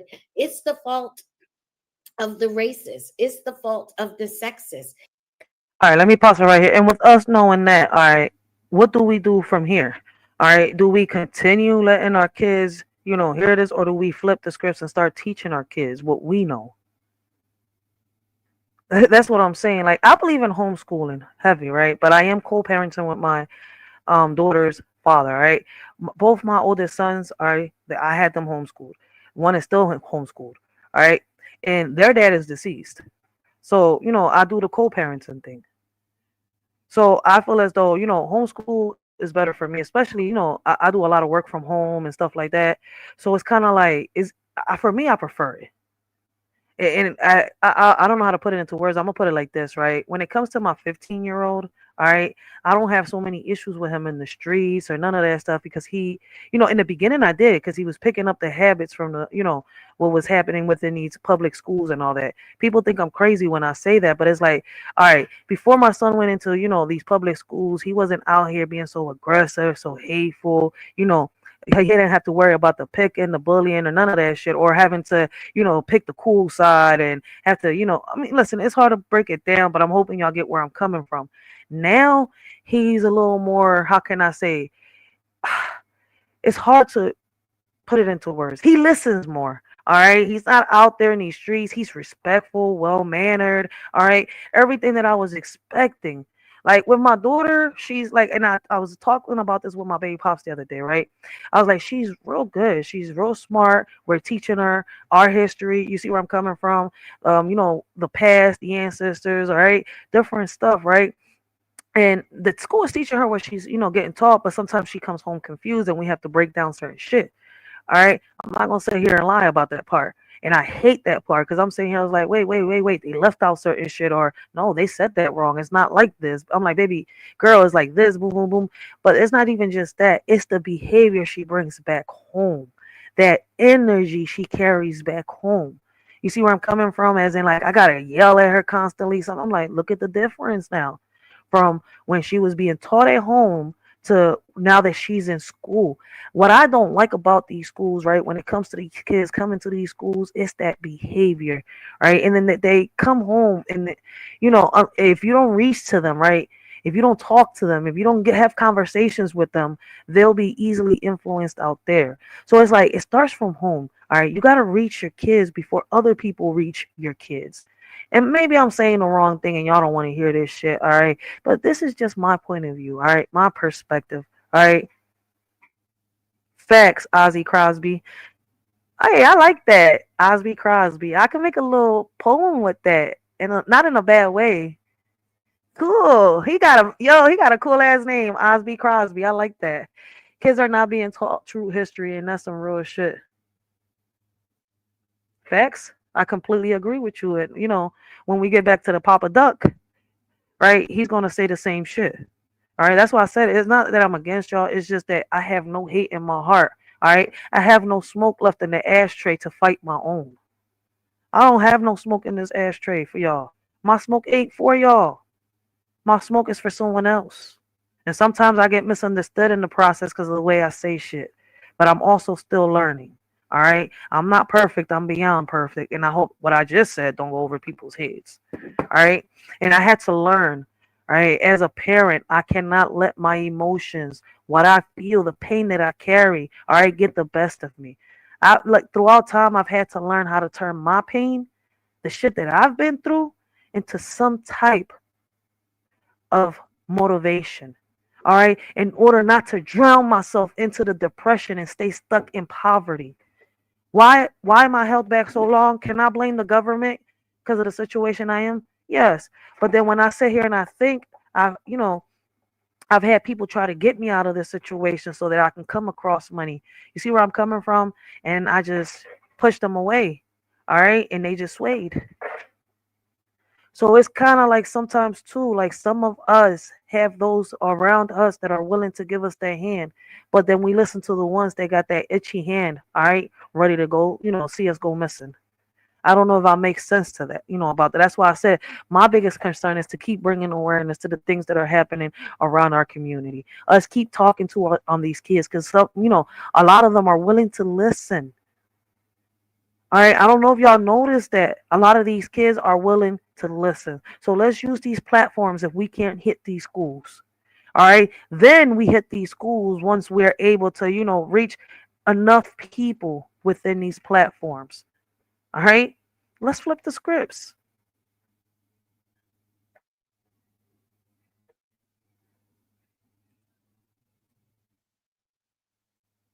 It's the fault of the homophobic. It's the fault of the xenophobic. That's why you're not thriving. That's why you're struggling. It's not your mother's fault that she didn't pick a better father. It's not your father's fault that he was not a better man. It's not your community's fault that they didn't have any structures to nurture you. It's not your church's fault that they preach a false God. It's nobody's fault. It's these other people's fault. And it is so easy for these folks that are lacking and ill-equipped to come and say, hey, it's not me. I'm all right. They're wrong. And the reason they hated Charlie so much is because Charlie's life was in defiance of that. Charlie was not rich. Charlie came from extremely humble beginnings. He was a working class boy who had no family connections, no family name, no wealth to speak of. He left college education at 18 years old, realized that was a fool's errand, and said, I got God and I got me, and I'm going to go out in this world and build it myself. And that's what makes him seem like he's spreading hate, all right, and spewing violence. And I don't know, maybe I could be wrong, all right, because he was so heavy in his belief. And I've come across people like that, all right, to the point where I have people come on me like, oh, you got to believe in this. I'm sitting here, I have no religion. I believe in God, nothing more, nothing less. Like, you're not going to convert me. My whole life I've questioned the Bible and things that were said. So trying to convert me is not going to be easy at all. Like, I have no religion for a reason, because I want to be open-minded and I am willing to learn. All right. There are people out here that practice their religion while others claim and preach that that's their religion without practicing it. Then they get mad at you for having an opinion. All right. My ego's not bruised. All right. Before I come online, I make sure that I have no wounds that bleed all over. All right. So it don't come back to my peoples. Like, I don't deny my roots. All right. And if y'all want to say, black this, black that, I have black blood running through my veins. Yes, I am a Puerto Rican, but I'm a Taino. All right. I have Haitian. I have Jamaican. All right. I have the Moors blood. All right. I got fucking African blood running through these veins. And I am not ashamed to say it. I'm proud. I am a proud mother of an Afro-Latina daughter. All right. Me and my fiance have created a beautiful daughter, all right, a mixture of, how can I say, black, all right, he's Moorish, and Puerto Rican, Taino. And we created a beautiful little girl that had a one in the middle of that, having to pick a side. So I teach her what I know and what I've learned in order for her not to go through the same shit. But maybe what I'm saying, it's going to go over a lot of people's heads because I'm not screaming, I'm not yelling, I'm not throwing chairs, and I'm not breaking my laptop.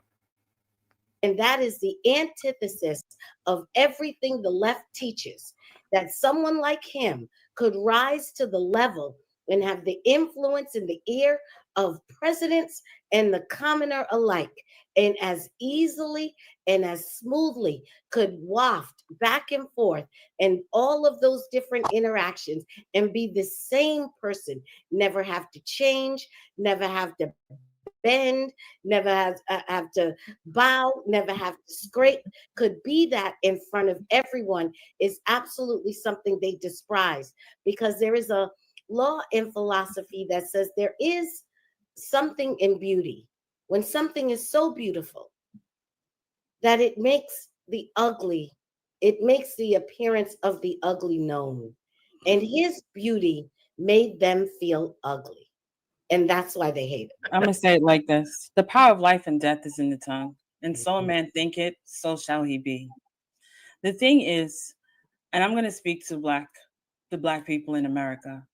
The problem is that you allow these people to tell you who you are. My name is Crystal Beyond Labels, because I don't live in the labels of this world. I am not identified by my skin color. I'm not identified by my gender. I am identified as a daughter of Christ. That is who I am. So nothing is going to keep me back from doing anything that God has for me. And that is the problem. You all listen to these people that continue to tell you, the people like Charles and D.L. Hughley and all these other people that continue to tell you that you can't do anything, that you are not amounting to anything. You have people like Sonny Hostin and Whoopi Goldberg that is out there telling you that anyone who makes it from our community is the exception, not the rule. And you embrace that and you believe that and you accept that. So when someone like Charlie Kirk comes out here and tells you the truth and tells you that God is your source, not the government. When Jesus walked this earth, he said that we're supposed to help the poor, yes, but he was talking to the church. He was not talking to the government, because the government was never supposed to be your source. God is your source. I need everyone to go back to what it is. God is our source. Why do you think the slaves made it? Why do you think the black people in Jim Crow made it? Because God was their source. God should be your source, not the government. I agree with that woman. They have put so many people, the devil, and I'm going to say just like that, I'm going to call it for what it is, because we say everything else but the truth. The devil has put people like the Beyoncés, the Summer Walkers, the NBA Youngboys, as she was saying, all of these people, the Roland Martin, the Jamal Bryants, in your face to continue to have you in this this enslaved mindset. You are slaves to this system. She's speaking deep, man.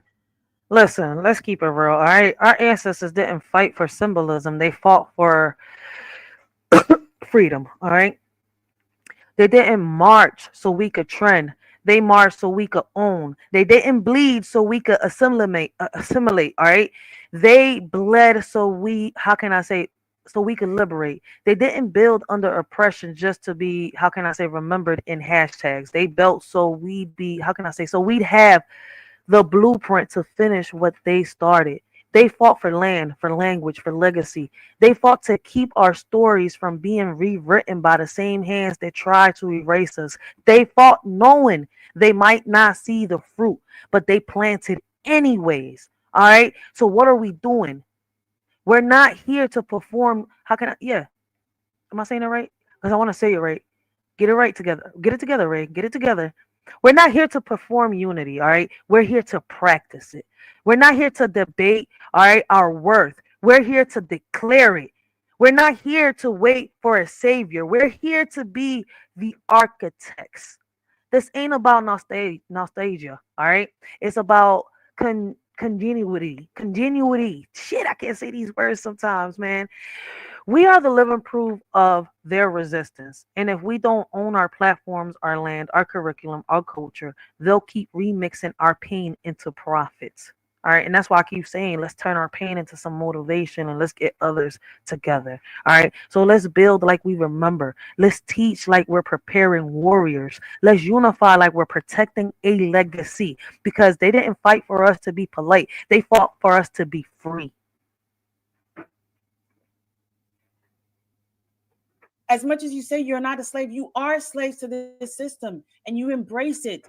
And all Charlie Kirk was telling you was get out of that slave mentality. You are free.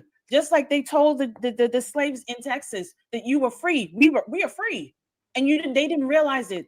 I want y'all to realize we are free. That's what Charlie was saying. Charlie was letting you know what God says. In reality, we're free slaves. All right. We're free to think. All right, but we're slaves to that system. All right, so she is not wrong on what she's saying. She's speaking facts too. All right, everybody got views, everybody got opinions, and I don't think nobody should lose their life over their view. All right, over their their perception of seeing the world. All right, their opinion, their thoughts, not ours. So many blessings for us out there. But you have to embrace God. Get out of this materialistic, worldly mindset, because all the devil is going to keep you in is this stupid hamster wheel, have you broken, have you confused. And as the word says, and I will say it right now, in Proverbs chapter 14, it says that the way of a man, the way of a fool is right in his own eyes. And that's what's happening right now. There's so many people that think you are right. And you are a fool. And that is what the Bible calls you, a fool, because you think you're right and you're not right. Wisdom is key, and not the college education, because clearly the college education is destroying so many people. So many people from slavery, from Jim Crow, from all those times, they made it because they had the wisdom of God. That is what you need. That is what Charlie has. That's what so many people on this panel have, the wisdom of God. And that is what you need to break free of this system. So all right, let me pause that right there. Make sure y'all go check out Black Woman Explains Charlie Kirk's Racism, a Righteous Perspectives panel. Let me sub up, like the channel. All right. And let me close that window. All right, so we can see real quick another video of Charlie Kirk before we go back to Papa Duck.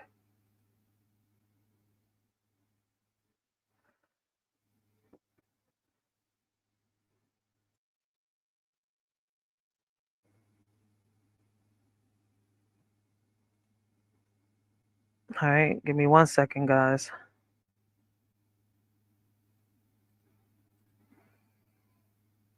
Let me get to little videos of Charlie Kirk.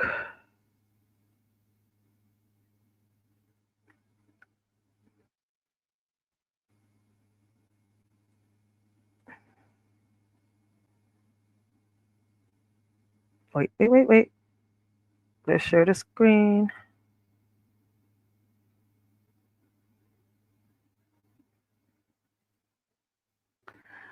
All right, so these are his videos. All right. No, this is Turning Point USA. Is this interrupted?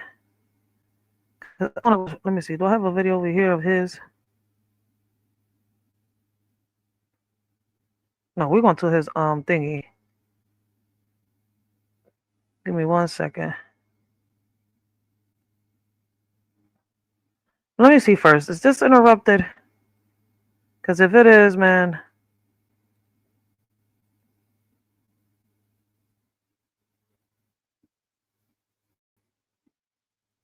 All right, it don't look like it is. Yeah, I am, because based on what I heard earlier, I feel like you don't think I belong here. Oh, really? Why? How I am a Black man, and because of I'm not qualified enough to be here. Yes, I am. Okay, great, then you belong. But why do I have to prove that to you? You don't. You brought it up. I didn't. Okay, but can you explain to me your position on DEI? Yes, people should not be in positions just because of the color of their skin. Hard stop. Okay, but do you feel like I'm here because I'm not feeling anything towards you, actually. I'm not prejudicing you. I'm not stereotyping you. I'm saying it's a material. I'm not saying you are. I'm not saying you are. No, you are. You said I don't feel comfortable being here. You started with. I didn't say I wasn't comfortable being here. I said I feel like you made it to where I got here through DEI. So let's examine that. What have I said that makes you feel that way?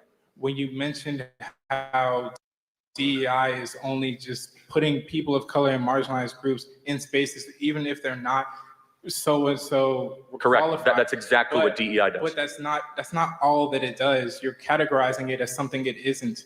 No, that's exactly that is the charter missions. That's not all. Okay, so diversity, equity. So equity is outcome based. Is about making people who are of different skin colors have the same outcome, regardless whether or not they are qualified. The best example we have of this is the Students for Fair Admission Harvard Supreme Court case, where black students, they could have a SAT score 300 points lesser than the Asian equivalent and still get into Harvard. That is DEI in practice. I believe when you're hiring for an organization or for a company or for whatever you are doing, you should prioritize merit and character, and race should mean nothing. We should build around things that matter and not things that don't matter. Okay, but you have to also take into the fact that black people have only been able to completely legally be able to make profit for themselves for around 60 years. And this is no. Since segregation ended in 1965 and the Equal Rights Act in 1965. So what you're talking, there's not. How does that? So let's talk about you. How did that impact you? How did something that happened 60 years ago impact your life? It impacts me all the time. How? What do you? Okay. You're at Texas A&M. You're doing great. Okay. Yes. Sure. Yeah. So aren't you a living example that all that's a bunch of nonsense and you can just act good and behave well and succeed? But there's also living examples of the exact opposite. If you look in the impoverished neighborhoods in certain parts of Chicago or St. Louis, there's black communities being thrown aside because they're not getting education. Thrown aside? Okay, yes, so I think we can get somewhere. Why have the black community gotten poorer since the passage of the Civil Rights Act? Tell me that. Because of the way the culture has been perpetuated through the years. Hold on. Think about it. So they were richer when we were segregated and more racist. America's become less racist. What about Tulsa? Yeah, no one's going to defend what happened in Tulsa again. But let's talk. We're talking about a lot of different cities. We're talking about Chicago, Tulsa. But let's again. This is a very important point. Do you think the fact that 70% of black youth don't have a dad around is probably pretty important? Okay. Now on this video right here, I mean, once again, I feel like he was expressing his point of view. All right. Like, can somebody show me where he was spreading racism and spewing violence on this video right here?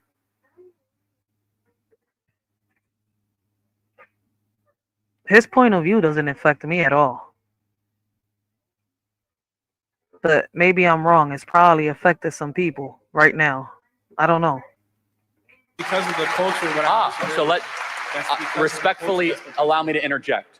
How does the white culture impact the fact whether or not a black dad stays around when he impregnates a woman? I'm not saying it's the white culture. What is it? The culture that has been perpetuated through the 200 years of slavery, the 100 years of segregation, and Jim Crow laws. The marriage. So I got to interject again. I'm sorry. I don't mean to interrupt too much. But in 1960, before the Civil Rights Act, 20% of black youth had a dad around. Now it's, 20% were single fathers, 80% had a dad around. It's been inverted. So we actually have seen black dads. This shit is crazy. So let me ask you a question. You know a little more history than me, babe. Around the Jim Crow era, were there more dads around than now? In black and brown families? It was more family oriented?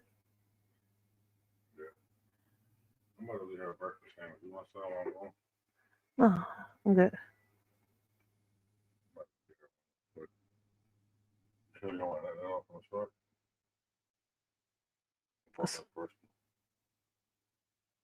No. You can give me one too. The breakfast sandwich. You do one. Yeah, tell him not to mess up and give me pork bacon this time. Who gave you He did. JJ had to go change it the last time. Where? Over there, Bristol. We ordered turkey bacon and he put pork. He messed up ours. JJ was mad. He had to go all the way back to change the order.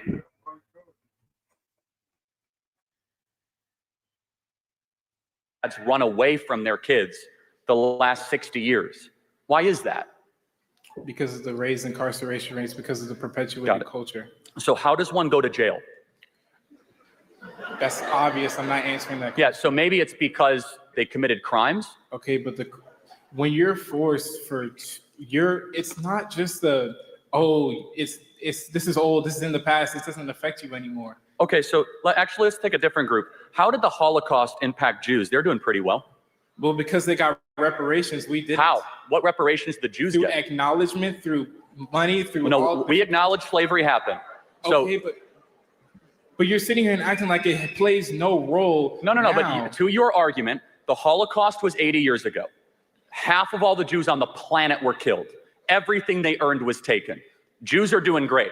If all of a sudden something that happened 80 years ago impacts your material prosperity, how did Jews defy the curve? How did poor Asians do so well? Why is it that Asians are now the wealthiest minority in America, many of whom came with no money in the 1950s or 60s? Because of the culture and opportunities that were provided to them. If you live in a Pennsylvania zip code and have zero I'm on the DUIs wrong in the channel. last 5 years, listen carefully. Shit, I got hit with an ad. I'm on the wrong channel. I need to be on my premium. Next video. But you're not hearing me out. Black Americans have had the same opportunities. However, people still look at us like criminals every day. Hold on, but I don't look at you like a criminal. I'm not saying you do. I'm saying some people do. But I mean, do you want me to be brutally honest with you, or do you want me to be politically correct? Brutally honest with you. Okay. Do black people commit more crimes than white people? It's not even close. Okay. But you have to take into account the culture that. See, on that one, I gotta disagree with Charlie.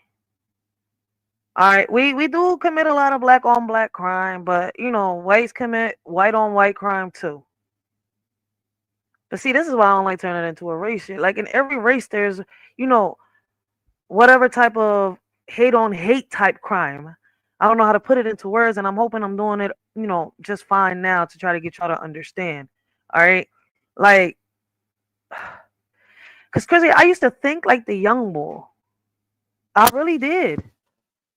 All right, and as I got older, my way of thinking changed. All right, by doing research. All right, not just my way of thinking, but I learned how to control those emotions. All right, that were making me lash out and come at people when they said something. All right, that I didn't see around me. So,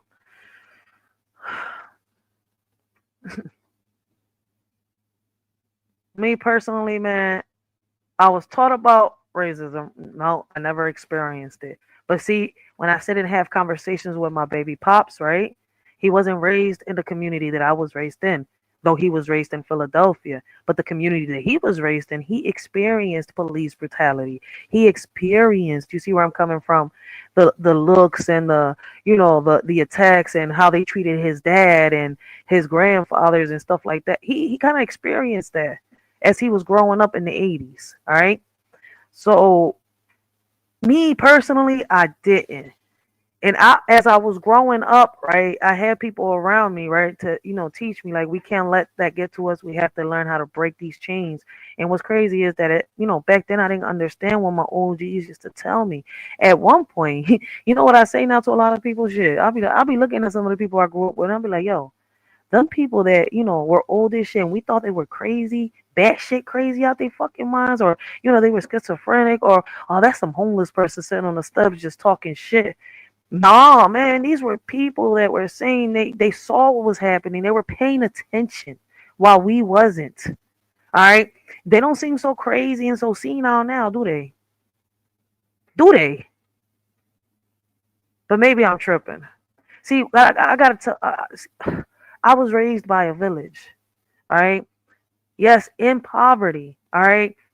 I was hungry like a lot of people as a kid, right? But then there was times where my mom made it look like we was rich. All right. Like I went through the stage where I had to, get hand me down clothes, right? Until I was taught to make my own money. Go clean a car. All right. Go clean someone's backyard. Make some bread. All right. Then as I got a little older, I started working at a corner store and started getting the things that I wanted. I didn't want the hand me downs, then I went and got me my money.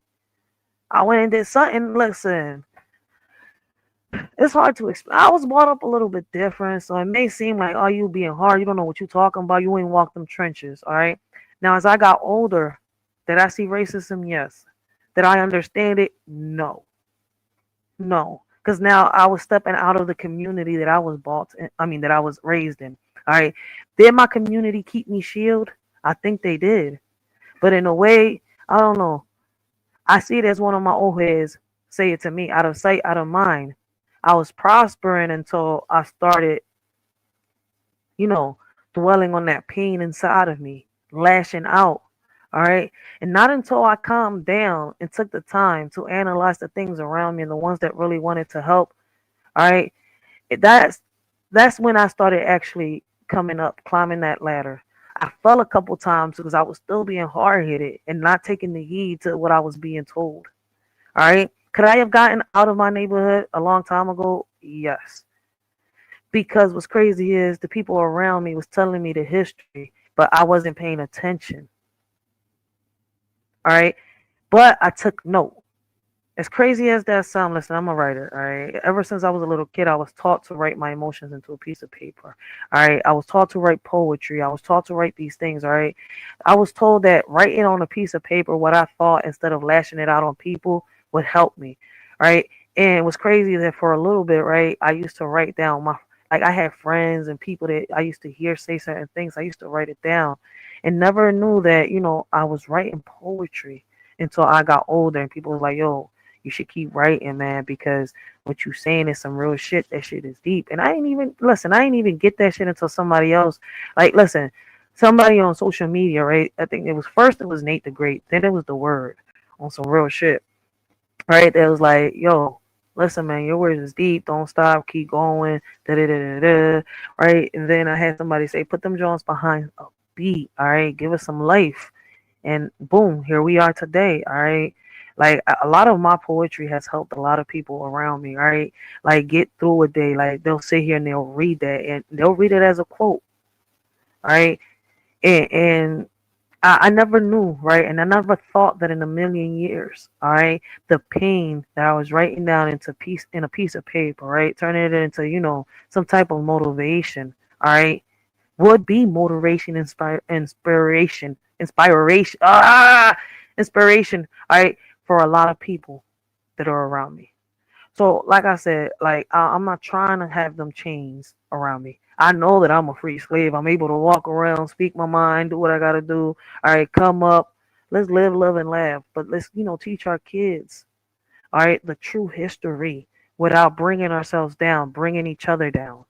But maybe I'm wrong for saying what I'm saying, all right? Maybe I'm a little too positive, all right, in a world that doesn't want to listen. Has been perpetuated. Okay, got it. So we can agree on this. Do you mean internal black culture?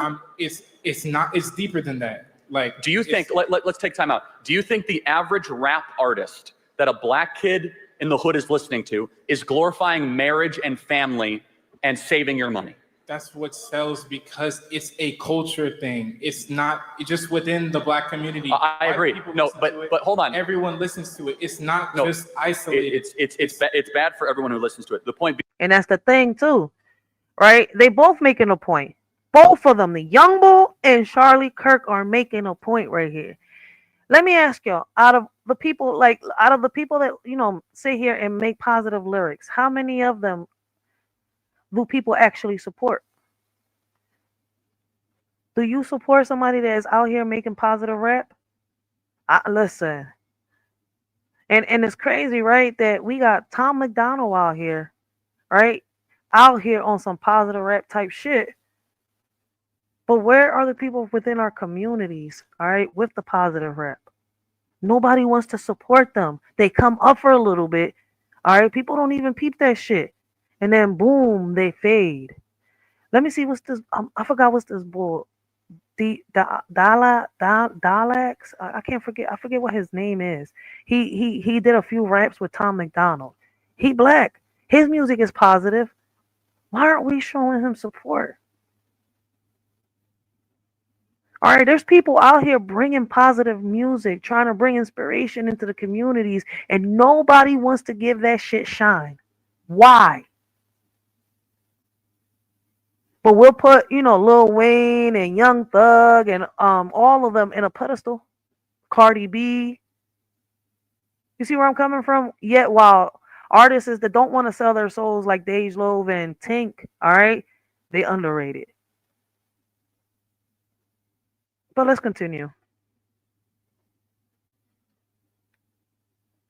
Is that black youth, as they are being raised, their role models are largely not glorifying staying with one woman, getting married, going to church.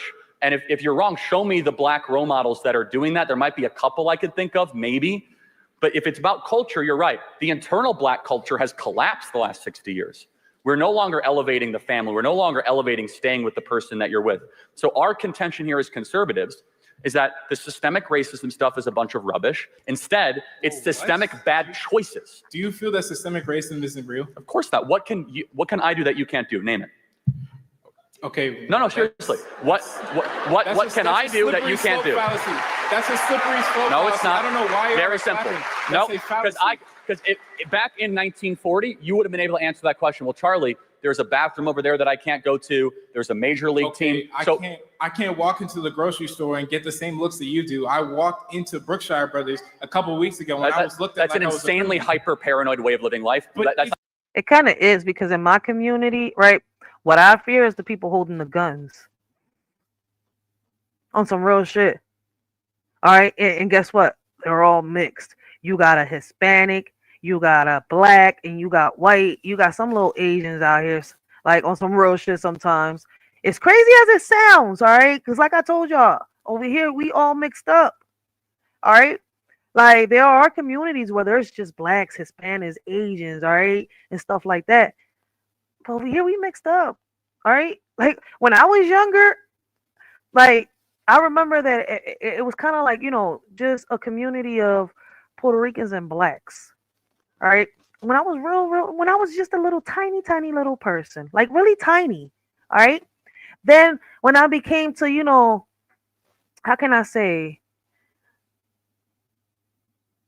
a little bigger than that tiny person, all right? I wasn't, a full big person yet. I was still a tiny person, all right? But I wasn't, a fully developed tiny person, all right? Maybe 6, right? 5, 6 years old, I started noticing a lot of whites within my community. There were Asians in my community. There were, people like, coming from different ethnicities. I started seeing so many Mexicans. I started seeing a lot of Dominicans, right? Like when I went to school, right? The students that were in the chairs next to me, they were mixed. They were white, they were Mexican, they were Puerto Rican, they were black, they were Asian. So you see where I'm coming from? What I saw and what I heard were two different things, right?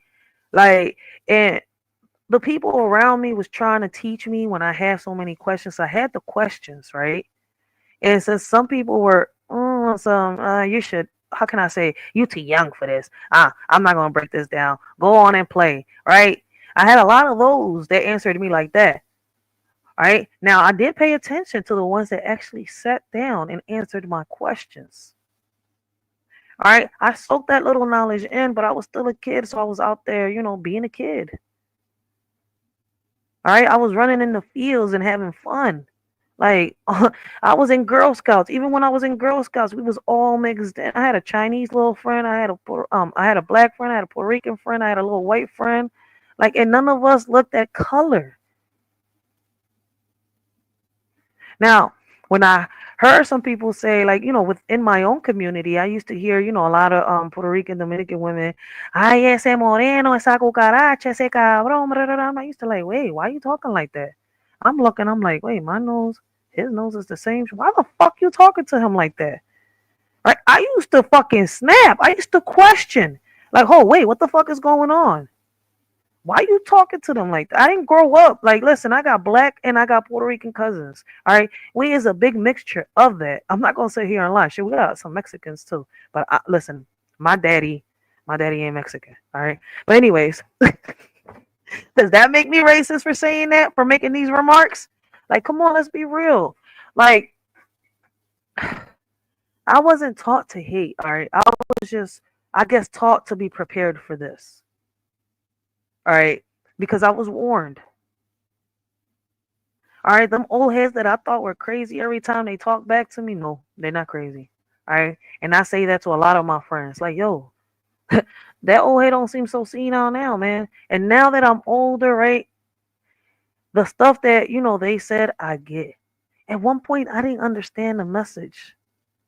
All right, but I'm not that little kid no more. My question is, what do we do to move forward? All right. So as crazy as this, that's why I said we got different views. This is his view, his opinion. I guess what he experienced and what he went through. Does it make him a racist? I guess to a lot of people, yes. All right. Like, could this been a play? Did they put him as a plant in the industry?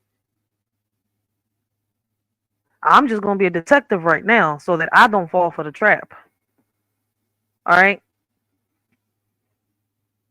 Not evidence, It's right? a real Okay. example. By the way, if I walk into a black neighborhood, I get bad looks too. Okay. So I don't know what the contention is. Because of the way you treat art. I'm dead. He not wrong. Listen. When there's a white boy that's not from the neighborhood, because it's funny, because I've even heard some white boys say it. Like, listen, when they all in a little group out there, where there's a little white boy and a black, you know, a few black boys and a few Puerto Rican boys, and it's crazy because there be crowds like that, right? And sometimes there be some Mexicans in there, and I'll be cracking. They be like, "Yo, who the fuck is that white boy? I ain't never seen them here before." And I'm like, I be cracking. I'm like, "You just called me you." I'm like, "Yo, get the." I mean, I grew up like, wait a minute. So it's kind of like, yeah, when you're not from the neighborhood, you're going to get them looks, Charlie.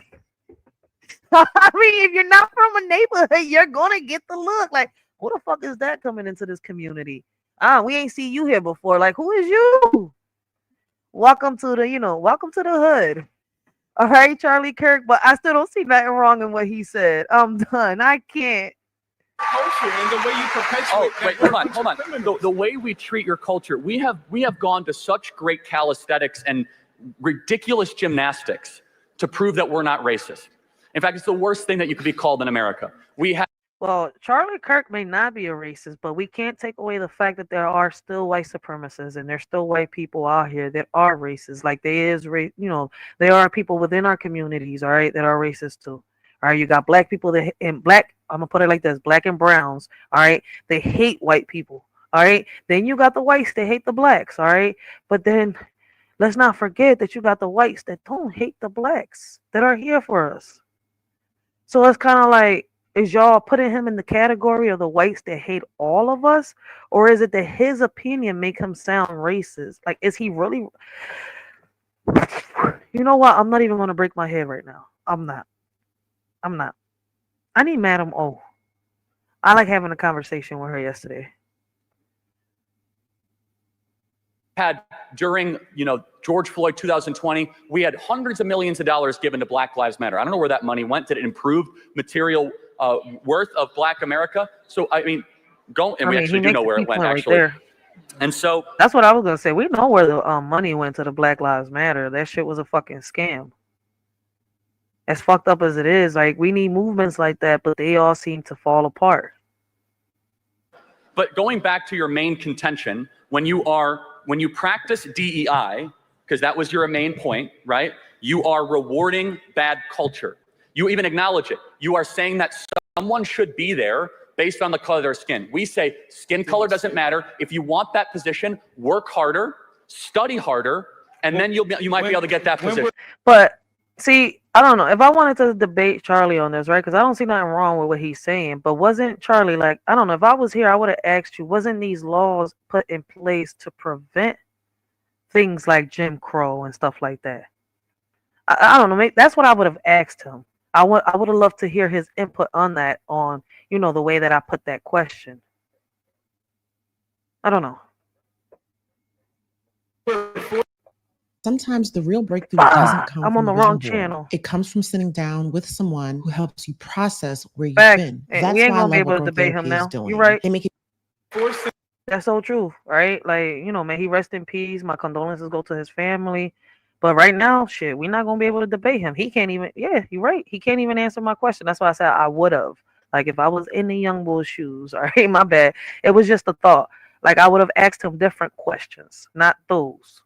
So it kind of goes back to what DJ King Miller said. Are some of these, you know, people paid people to come in because he is a content creator? All right, are they paid to ask these questions? You know, or are they actually asking these questions because they want to ask these questions like this? But we wasn't there in the debate, and I haven't seen hate yet on this video. And he's talking to a black young man. This guy right here looks like an actor. Like I've seen him in a movie or a show in Disney somewhere. I don't know. Into underfunded communities where schools are based off of property value, we can't. Well, actually, school choice is now the law of the land here in Texas, Okay, so well, that's not correct. Secondly, do you just expect a single parent home to pick up and move into some rich neighborhood? well, again, so let's go back to why are they the single parent home? And that Because of the hundreds of years. Do you believe in the maxim or the belief that you should take responsibility for your decisions? It's not just one person's decisions. It's so much deeper than that. See, why are you trying to? That's where you and I have a different belief. You believe in this. It's not. It's a fact. No, it's a belief. See, listen, he has a belief. That's it. That's his belief. It's not ours. His belief isn't affecting me right now. And what I'm trying to accomplish, what I'm trying to get out of, I'm not trying to take a step back.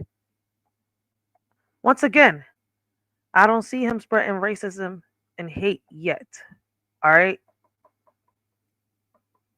Again, you have to tell me then, why do Jews do so well? Holocaust didn't impact their material worth. How did Asians do so well? And by the way, even more so, why are Hispanics getting so much wealthier? If we were so racist, why are Hispanics all of a sudden gaining income the last 20 years? There's some... I mean, it depends what Hispanics, because then you got the Mexicans and the Colombians that are coming over and they are getting wealthy. But then you got the Puerto Ricans and the Dominicans stuck in the same place with the blacks, right? Some of the Dominicans, you know what's crazy? I got to take the Dominicans I got to take them out because they do get, you know, like when they do get the immigration papers and stuff like that, some of them get these funds and they're able to start some stores, all right? No disrespect, all right? But then that leaves, you know, the Puerto Ricans and the blacks. Why are we so stuck? Come on. Why are we so stuck? I mean, I know some Puerto Ricans and some blacks prosper out of our neighborhoods, but what was it that left us stuck? Why did they prosper and we didn't? Maybe those are the questions we need to ask in the mirror. All right. Are you a puppet with strings attached, or are you a soul that's free? There's something. A difference in culture. I don't know why y'all are clapping. But it's a difference in culture. The way that each culture is treated is so vastly different in America. But again, you have to tell me, other than bad looks at the grocery store, I don't think he was. I don't think he was comparing what we was going through. He was just he was just saying, like, why is it that they're thriving? You see where I'm coming from? Why is it that they're thriving? All right. And it's crazy that throughout some of our conversations, all right, that we be having, all right, let me put this out here. Sometimes we have conversations, especially on these panels, saying, damn, man, we need to unite just like the Mexicans, just like the Asians do. All right. Make our little bread and help each other come up. That's not no different from what we're saying. But if you see it a little different, that's okay. I understand. All right. You took what he said different than what I took it.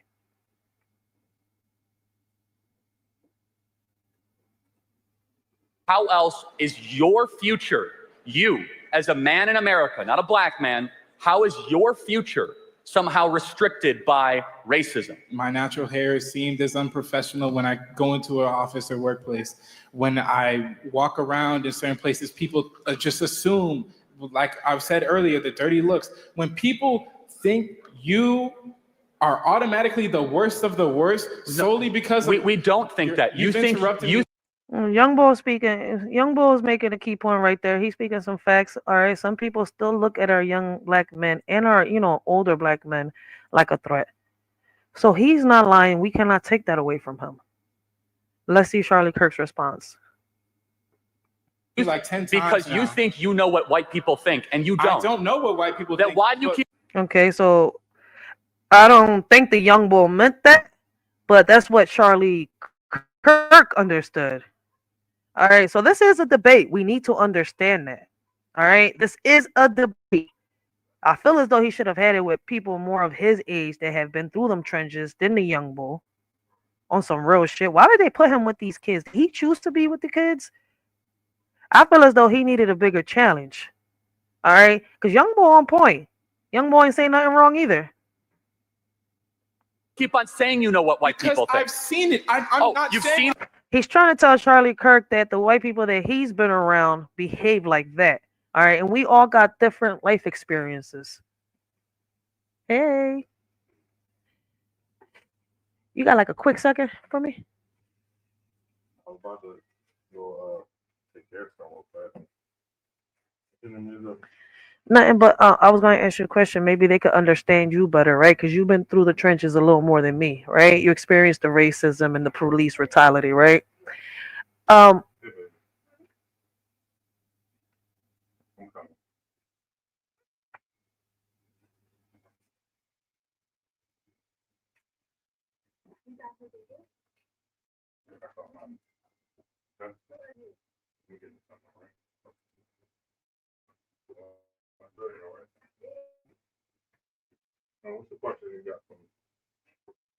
going to put this on so you can hear it. I want you to listen to this real quick, and I'm going to ask you the question. It's not a long video. You are rewarding bad culture. You even acknowledge it. You are saying that someone should be there based on the color of their skin. We say skin color doesn't matter. If you want that position, work harder, study harder, and then you might be able to get that position. When we're forced into underfunded communities where schools are based off of property value, we can't. Well, actually, school choice is now the law of the land here in Texas, Okay, so well, that's not correct. Secondly, do you just expect a single-parent home to pick up and move into some rich neighborhood? well, again, so let's go back to why are they the single-parent home? And that Because of the hundreds of years. Do you believe in the maxim or the belief that you should take responsibility for your decisions? It's not just one person's decisions. It's so much deeper than that. See, Why are you trying to? That's where you and I have a different belief. You believe in this. It's not. It's a fact. No, it's a belief. Again, you have to tell me then, why do Jews do so well? Holocaust didn't impact their material worth. How did Asians do so well? And by the way, even more so, why are Hispanics getting so much wealthier? If we were so racist, why are Hispanics all of a sudden gaining income the last 20 years? There's something. It's a difference in culture. I don't know why y'all are clapping, but it's a difference in culture. The way that each culture is treated is so vastly different in America. But again, you have to tell me, other than bad looks at the grocery store, how else is your future, you as a man in America, not a black man, how is your future somehow restricted by racism? My natural hair is seen as unprofessional when I go into an office or workplace. When I walk around in certain places, people just assume, like I've said earlier, the dirty looks. When people think you are automatically the worst of the worst solely because we don't think that. You've interrupted me like 10 times because now. you think you know what white people think, and you don't. I don't know what white people then think. Then why do you keep on saying you know what white people think? Because I've seen it. I'm not you've saying seen our thoughts? I've seen what people have done to me and people who look like me around the world and in America. How? Again, you are, let's just make an example. You are here in the wealthiest country ever, yes, at an amazing university with all the opportunity imaginable in front of you. And all you want to do is look backwards at everything that prevented you when you are a glaring example that there is no systemic racism and you can actually achieve your wildest dreams.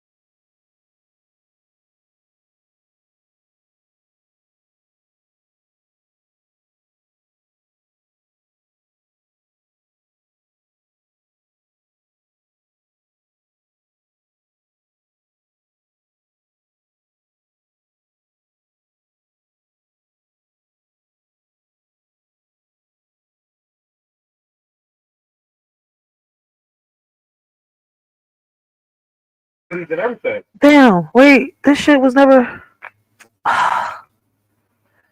One more time. The mute was on. I'm so sorry about that. All right. My bad, cause y'all didn't hear one thing he said. I'm mad as shit right now. All right. Did you not hear racism? And what did you get out of this? Right? Out of them two talking, out of this young black man and this white man on this stage. Well, my view on it. It was a good. I would say it's a good debate, a good conversation, because at the end of the day, they both bringing up good, valid points.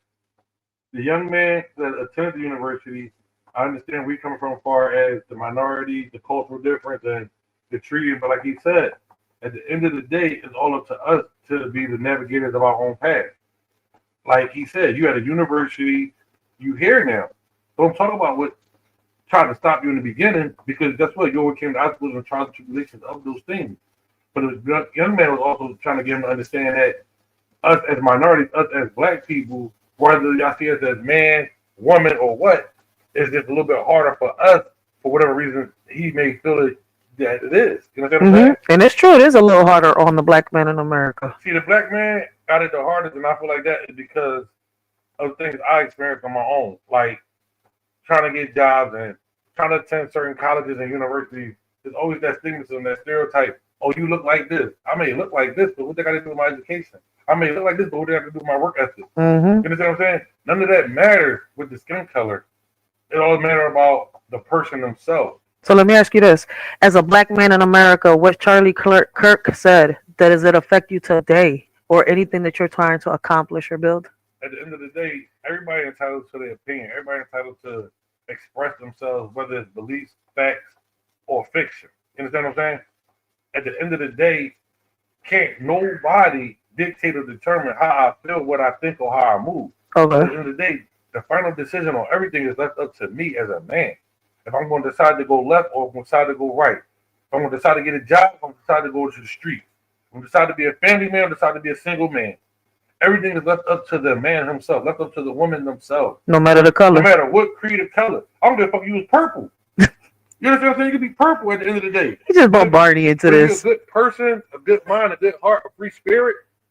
You don't judge nobody. You live your life and you try to prosper and be productive in the world and pass that forward to the next person, whether it's your family or a stranger.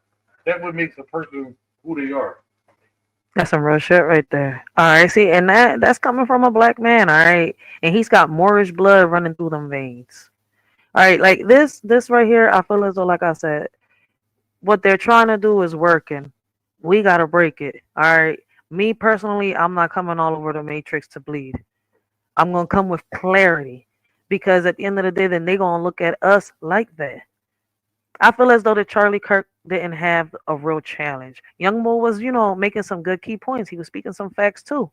It's like, I don't think they was both wrong. See, the thing about, listen, let me explain this to you, right? And everybody that's listening. The thing about a debate, the thing about a controversial conversation, or just a conversation in general, is no right or wrong answer. Facts. Only time you come up with right or wrong answers is when you're dealing with facts, when you're trying to find the truth. That's when you come up with the right or wrong, because that's when there's three sides. Your side, their side, and then the truth. And then everybody got to depict what's actual and what's factual out of all of that. Do you believe that they're using him, to fuel our anger and start a race war? Yeah. See, to me, because they used him too. See, Charlie Kirk was like, if what I'm seeing is true, they used him too. He was on a different type of mission in life, and people didn't know how to take him or accept what his delivery was. See, they was worried about the delivery instead of the message. That's a different way of seeing it. You see what I'm saying? Yeah. Don't worry about the delivery. Just worry about the message and get what you got to get out of it. If it's for you, it's for you. If it's not, let somebody else take what they need to take out of it. Like what we're doing. Exactly. Like if I'm speaking to everybody and it's for 10 people, then let them get it, understand it, comprehend it, and apply it, and implement it to their life. Okay. If it ain't for the other 600 people, fine, so be it. Move on.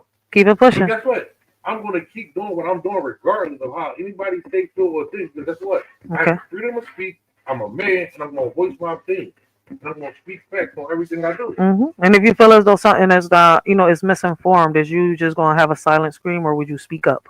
Speak up, because at the end of the day, why let people be misinformed? That's like saying I'm gonna let my child be misinformed. There you go. You gotta look at it in a bigger picture. Like it's not just affect you, it affects everybody around you. Let me ask you this. What's the difference now in 2025 for a black man in America compared to the 80s and the 90s when you were growing up? I didn't experience what you experienced, and a lot of people like me haven't either. So, Well, coming up in the 80s and 90s, it wasn't as bad as it is now. And also, the cost of living was different. So that's why things are as bad as they are now. You got all the social media bullshit that implemented to it. You got police brutality. which is still happening too. Which is still happening too. Yeah, that's why I said you got police brutality. You got there's just so many different things I think to hit on that makes now so different than back then. And it's sad because we'll never see those days again. Because back then, it was always community love. It was always, put it like this, it was to the point where though, if somebody's house caught fire on the block, the firefighters didn't even have to do their job. That I remember. The block did it for them. That I You remember. understand what I'm saying? But that left somewhere in the mid 2000s. All that left. It's not going to be the same one because everybody's too caught up in what the next person doing instead of saying, hey, they doing this. Can I do something like that? Or what you doing like that? Or They got the influencer fixation. exactly. Everybody worried about. You taught me that word. Yeah, everybody worried about all the. I was like, what the fuck is an influencer? I don't have no social media because guess what? I can influence somebody with my words face to face probably better than I could on a laptop or a computer. The simple fact that they can see the passion in my eyes and hear the pain in my voice. Now, other people may hear it on here, but they may think it's a joke or a game. At the end of the day, this is all life. Bro, shit. See, they want to hear about the fights, the shootings. They don't want to hear about the educational funding, the housing funding, and the low-income houses, the programs to help single mothers that got 5 and 6 kids. Mm-hmm. They don't want to hear about it. And they don't want to hear the rap out here that's positive, that's telling people to, how to move forward. Talk about the men's mental health. At all. That's one thing that they You know what I'm saying? Like, keep silence too. Like men's mental health is a big thing too, but everybody silence it or frown upon it like it's a bad thing. At the end of the day, your mental health is always going to be your wealth. That's for anybody and everybody. Do you believe that he's getting so much hate because it was a white man and not a black man spreading the message? It could be part of the reason. It could be, like I said, the way he was delivering and the way that. Yeah, because he was a jerk sometimes. Like, I'm like, sometimes I had to look at him like, wait, what? Look at me. You see I'm all the time, right? But why is that though? Because the way you. Is the way I talk, no filter. I speak on facts and experience. Yeah, facts. You understand what I'm saying?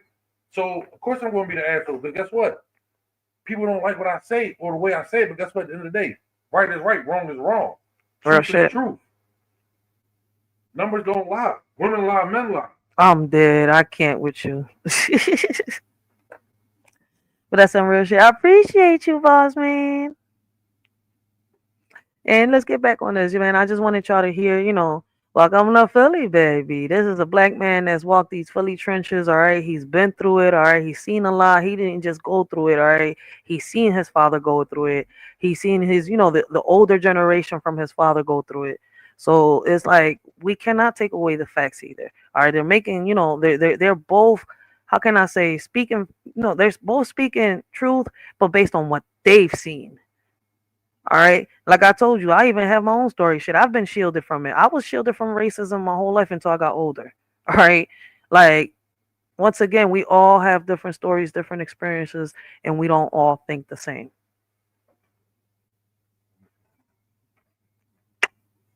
All right. I never said that. Hey, I'm. Oh. Wait a minute. It's going to echo because it's on the 1 second, guys. Give me 1 second. Not the only black person who exists out there. There's so are a glaring example that there is no systemic racism and you can actually achieve your wildest dreams. Whoa, I never said that. Hey, I'm not the only black person who exists out there. There's so many people who this culture is affecting to this day. Do you know black Americans are the richest black people on earth?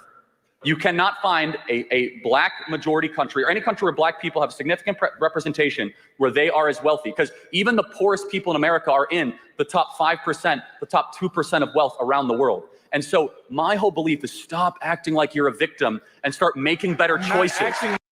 Okay, I need to show you how final round AI helped me land my job. Hit me. All right, so basically he's telling the young boy to, you know, change his mentality from the victim mentality to the victim. With a tough interview question. Okay, I'll give you one I never know how to. Basically, that's what he's trying to say. Maybe I'm wrong. Oh, do I have to 86K somebody out of here? We gotta block somebody because they feeling, you know, some type of way because, you know, somebody doesn't have the same type of, you know, opinions, all right? Or our opinion doesn't fit their narrative. Y'all gotta go bye-bye. Just let me know.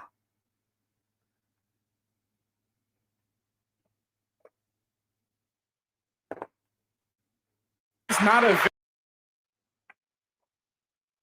because even the poorest people in America are in the top 5%, the top 2% of wealth around the world. And so my whole belief is stop acting like you're a victim and start making better choices. Not acting like a victim, bro. Respect. This is not a victim mentality. No, it fundamentally is, because white people are not out to get you. There's nothing. There is nothing holding black people back.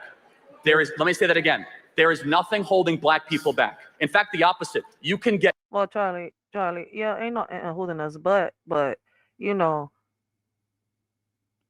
our generations have been brainwashed, right, to believe in a system that is never going to protect us.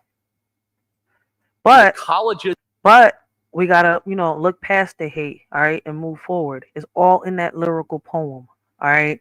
That's why I say I see the pain, all right. I see the struggle, but how do we move forward from this? Let's not go backwards.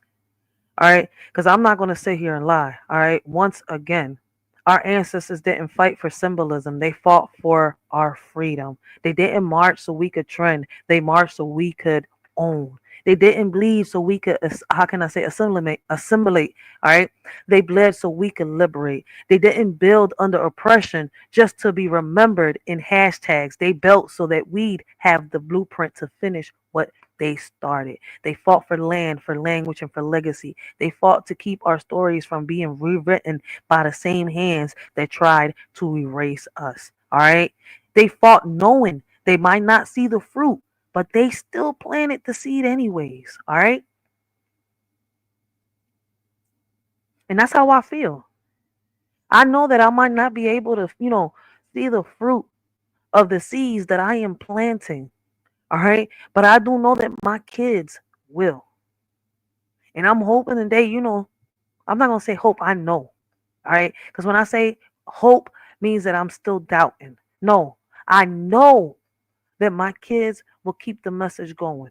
All right. They're not going to sit here and ignore the blueprint. So it's up to us. And it starts from home. We got to stop trying to fix other people's before we fix our own.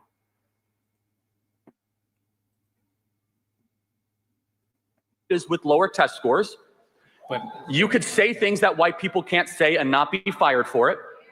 Black people are wildly disrepresentation. Well, people say that to me all the time, and they just walk around like it doesn't mean anything around here. Say what? Say the what? The N-word. I'm not going to say it on this public platform, but people say it to me all the time. It derogatorily. Yes. No, I think you're lying.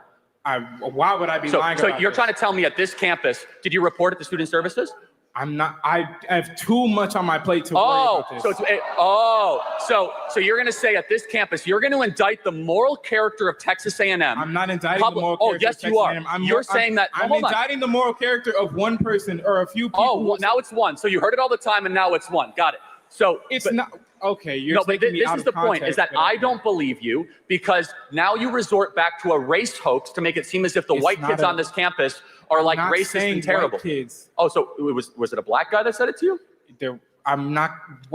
It matters a lot because this is how lies are able to grow. Jussie Smollett, we see this. You have to challenge them. Do you think I'm lying when I say that people say the N-word around here? And if I think a white person comes up to you derogatorily and says, "Shut up, N-word," I mean, white people do say the N word, but it's because they've been let say the N word. We say the N word to each other. You know what I was told? Not to say it. All right, to have respect for myself. And it's crazy that my baby pops would sit here. He had to go because he had to go to work. But he would sit here and tell you, yo, don't call me a nigga. You want me to call you a bitch?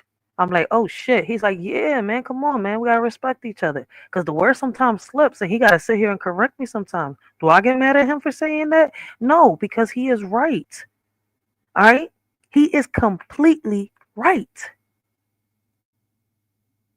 Not saying they said it. I said, are they saying it derogatorily? But that doesn't mean it's word for word like that. But okay, so then it's not an insult then. Anytime. So then don't bring it up as if it's evidence of racism. Because you brought the N-word up first. I didn't. No, I didn't. You didn't. You specifically said, name me an instance of the N-word. I said black people can say things that white people can't say. Of course that's true. But that's automatically implying that one it's word. It's more than that. But let me. Just because you're a black man doesn't make you a nigga. All right? You see where I'm coming from? Like, it's the mentality that we've been taught. All right? That's what we got to break. All right? We got to unbrainwash what we've been brainwashed with. Man, I hope I said that shit right. It kind of came out different from how I was thinking it. But shit, hey, let's continue. Let me just kind of build this out what further. Is it then? There's a lot of things black people can say. Explain it to me. You want me to give you more examples of things? Yes. Like, we can call each other's niggas, but a white person can't in reality. They really can't unless you let them. Black people are allowed to talk about black culture in a way that white culture cannot. For example, black people can go up and say that there's a baby mama problem in black America, and white people are not allowed to say that. Oh, I just did. So what are you gonna do? Cancel me? Black people. I'm done. No, he didn't. He's a fucking asshole. I can't. Like, see, I'm not gonna let this shit get to me. Like, it's a fucking debate, which y'all fail to realize. Me and you are not. Well, maybe we will on some real shit. Maybe, I don't know. Shit. Are allowed to say. Black people are allowed to say. I'm a grown man. I got way too much Black people are allowed to say that there is a systemic fraud issue within the PP loan application in black America. Black people are much easier to be able to say that black individuals, despite being 13% of the American. No. See, here we go. You know what? Let's continue. I'm not even going to pay attention to the people that, you know, whose egos are bruised. People mishear shit. Like, a lot of people misheard what he just said. All right. The way he said it, all right, he said it in an asshole-ish way. All right. To some people, it may sound like a jerk. All right. Population commit 55% of the murders. If most white people say that at a job, they would get fired for being a racist. I don't care because I say whatever I want. So black individuals have much more intellectual public freedom than white people do. If a white person were to come up and say, you know, black America really needs to get its act together and stop sleeping around all the time and needs to actually have the Why would you? Because it's true. Because why would you just walk up to someone and talk and attack their culture from the outside? Well, hold on. Hold on. Let's look at the evidence. You said to myself, you said there's all these people suffering in Chicago. There's all these people that are terrible. I'm telling you why. It's because there's been bad decisions that have been institutionalized. Let me finish. And rap artists and athletes and people at the top level of black society that refuse to ever challenge the core rot in black America, which is that they are allowing degeneracy and hedonism to eat the soul of what once was a beautiful black culture. And instead they go around saying it's the boogeyman of racism. The white man is out to get you. And the result is black America is doing worse than it was in the 1960s. That is the contention, period. It's not just, it's a culture. It's so much deeper than the present day we are in. I don't know why you're pretending like it just doesn't matter. I mean, in a way, neither one of them are wrong. All right. They're both bringing up some good key points. All right. Like, I just want the young boy to, you know, move forward. All right. Because a lot of us go through a lot of shit, but we can't stay stuck in it. All right. Like, we have to follow once again, the blueprint that was left behind for us. Not defend a system that is not meant to carry our pain. All right. I've talked about this before.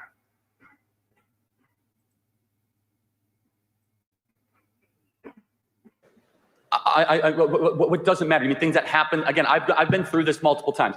Let me just ask you. But you're not listening to understand. You're listening to reply. No, I'm doing both actually. And so But let me just like ask one final question, right? Which is that like you have your entire future ahead of you. When you are hired for a job, would you rather be hired because of your race or because of how qualified you are? It doesn't boil down to just that. That's what DEI is, man. No, it's Yes, not. it is. No, it it's is not. definitionally the They're hiring not of just people. They're not just gonna immediately see. They're You gonna get extra points if you're black with DEI. That's how it works. Racial quotas elevate people based on the color of their So skin. do you think I got extra points to come here? I don't know. You said you were qualified, but affirmative action was institutionalized in Harvard and in Texas and a lot of other places. There is nothing that is preventing black people from prospering. Nothing. The only thing is that you guys have been hypnotized to be victims of your own mind, to think as if there's a white person out to get you. I walk in the grocery store, they look at me differently. And all that stuff is complete rubbish. The thing that is preventing you. Life experiences. You're just denying my experience. I just shared to you in front of all these people. If you think that, okay, let me just be very clear. I know. America has come really far. If your best example of racism is getting bad looks in a grocery store, we have made incredible racial moral progress. That's only my experience. There are so many other people. But I'm happy to hear every example that they have. It boils down to this. Yeah, and that is his experience, right? And can't nobody knock him down. Like, for example, right? Like the first time I ever experienced racism was when I was walking down the boardwalk with my baby pops, and you know, what's crazy is, right, the people that looked at like us wasn't really looking at us like that, right? But the single people, right, whether it was white, black, Puerto Rican, I don't care, the looks up and down, up and down. I was like, what's the problem? Then, you know, it was like we figured out, oh, it was because of us. I'm sitting here like, damn. All right, I can go deeper into that, but my whole point is I'm not letting nobody. If you want to look at me up and down, shit, watch, man. I'm gonna continue doing what I'm doing. I don't give a fuck if you don't like me. Looks are looks. They're not gonna kill you with the looks. You see where I'm coming from? You do gotta be cautious, all right? Because be somebody out there that really does hate somebody, all right? They might hate somebody that's black. They might hate somebody that's white, all right? Like, as crazy as it sounds, I'm just putting some few examples, all right? Like I said, all right, I came on here with clarity, all right? I came on here thinking with logic. I'm not on here to bash nobody. I didn't come in here with hate on my heart, all right? If anything, I came on here, right, to see how we can move forward from this, all right? To not let us turn this into a purge, all right? It's not even our fight. This was a white on white crime. He said what he said. He's not here. Some people took it wrong, all right? I haven't seen him be racist and spew hate, throw chairs, and come at somebody yet, all right? And this is a video of him with a black young man, all right? Now, may he say some shit that shot out? Those are his views, not mine. How did they affect me? How are they going to affect me? How are they going to affect you? He had his beliefs. We have ours. We know the truth. Are we going to let this get to us, or are we going to, you know, knowing that we know now what they're trying to do, are we going to, you know, keep fighting harder, especially to teach our kids what it really is? And what I said might go over a lot of people's heads, but hey, it is what it is. We are not just a racist country. We are the least racist country ever to exist. We go out of our way not to be called the R word, to demonstrate that we aren't racist, to show to people that I have compassion for others and that I want to try to help, you know, people of different skin color. But at its fundamental core, I have to go back to this. I don't actually think skin color matters that much. I don't. I want a country that aims towards MLK's dream of one. See, and he's not saying. Wait, let me go back, because I don't think he said that, you know, I'm racist. I don't, you know, I hate a certain culture, a certain ethnicity. Maybe I went a little too far. People that I actually have compassion for others and that I want to try to help, you know, people of different skin color. But at its fundamental core, I have to go back to this. I don't actually think skin color matters that much. I don't. I want. Like he said, he don't see color. The same thing I say. I don't see color. I don't. But I understand racism existed. I know it was there. I've seen, you know, people, you know, I felt people's pain. I've wrote about it. All right. But just because I didn't experience it doesn't mean it didn't exist. All right. The stories are deep, especially when it comes from people that sat here and are a part of you. All right. And are around you. Those that you consider family, those that you care about, those that you love. All right. But like my grandpa used to say, we can't stay stuck in the past. All right. We have to find ways to, you know, get free and be who we truly meant to be. Listen, is it, is it to set our spirits free? All right, and transcend? Maybe. I don't know. All right, because we still don't even know the truly, full story of who the real God is. How many gods are there? You see, I mean, listen, I'm not even going to get into that right now. All right, I'm not even going to get into that right now because then that's going to start a whole nother fucking. Want a country that aims towards MLK's dream of one based on content of character and one on competency. I think the hyper racial obsession of this country is really bad. It's really bad for everybody involved, including Black America. And I would just ask you, what would you do to improve the material well-being of Black America? What is your solution? Education. Okay, we've spent trillions of dollars on education. It's not trillions. You need to fundamentally change the system of education because there's not enough funding. Teachers are not paid enough anywhere. Let's be honest. We need to seriously fix our education, especially when public school education comes from property taxes. When you're in a low income neighborhood, you're not going to get high income teachers. If you had to choose more money for education or more dads for Black kids, what would you say? That goes hand in hand. Education goes into I agree. family That's planning. why if we get more dads into homes, it starts solving the problem. No, education is what solves the problem. Well, hold on, but again, if you're just educating and there's They both make a good key, they both making good key points, but Charlie Kirk, I mean, we've got some dads and moms together in the homes. That doesn't work. All right. We got some single moms, all right, trying to, I'm independent, don't need a man. I mean, listen, I can go about this in so many ways, all right? But there are, homes where the mom and the dad is together and shit still happens, all right? And it happened back then too. So what do we do? So they neither one of them is wrong. It's crazy as shit. Neither one of them is wrong. It's not a dad at home reinforcing it.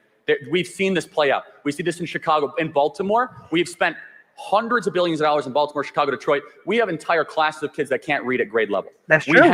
We have incredible examples of this. And it goes back to this. If you want to have a privileged life in America, very simple. Start acting a certain way.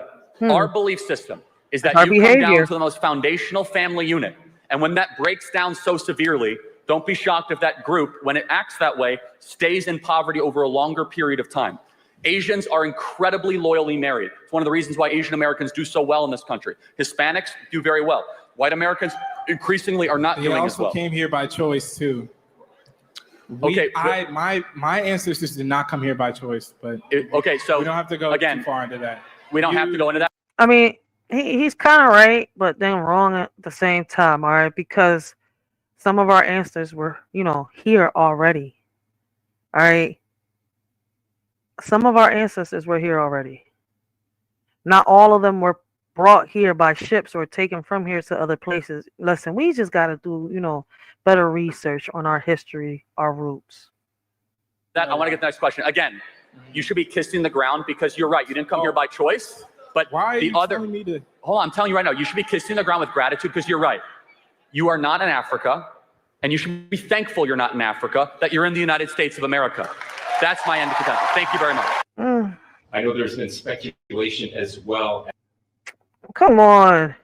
Beat-ups news. Pause right there. Shit. Okay, so he had his own opinion.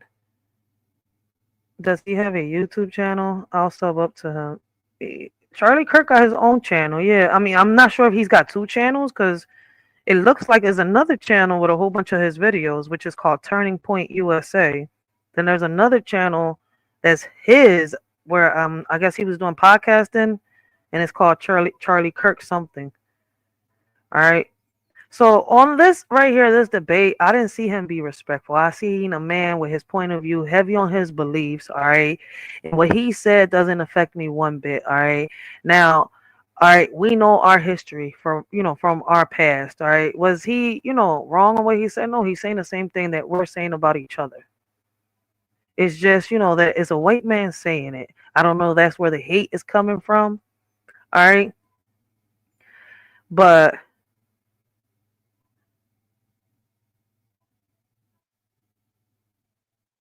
I appreciate that. If y'all sub up, hey man, sub up, help a shorty out. Look, listen.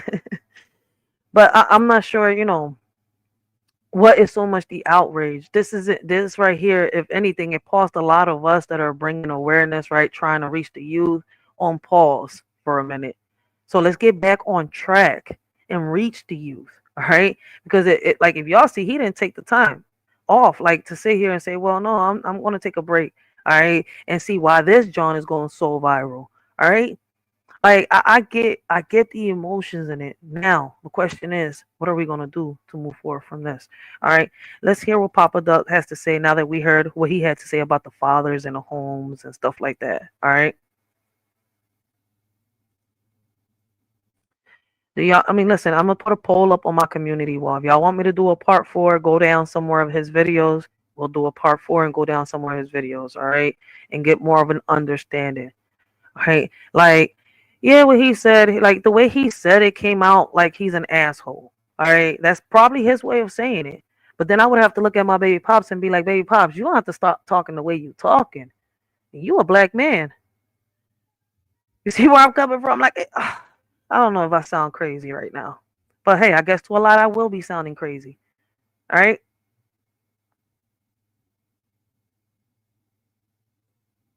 But see. And before we get to, Papa Duck, let's take a quick little break. All right, quick little break. I know a lot of people are going to leave because my poetry is too positive. All right, my poetry is too positive.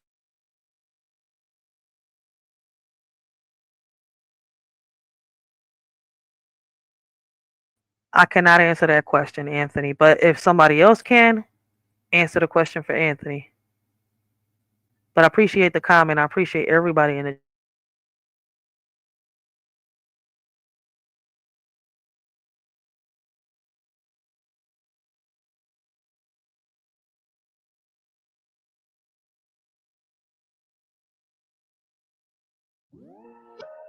In the old days, love was pure and true. Now it's just a show for all to view. People use it for their own gain, leaving hearts in sorrow and pain. Once a sacred bond, now just a game. Hearts are broken, never quite the same. Love used to be a beacon bright, now it's lost in the shadows of the night. Oh, how we long for those days of yore, when love was honest forevermore. But now it's twisted, tainted and cruel, leaving us drowning in an endless pool. What can we do? In the spiritual world, all seems bright, but shadows lurk in the dead of night. Half of humanity wears a wicked guise, evil deeds hidden behind virtuous eyes. Beneath the surface, a darkness lies, masks of deceit veiling their lies. In this realm where good and evil collide, the line between them is blurred, hard to decide. So tread carefully in this world so grand, for not all that glitters is gold in the sand. In the spiritual realm where illusions endure, evil and good dance in eternal obscure. Just imagine that.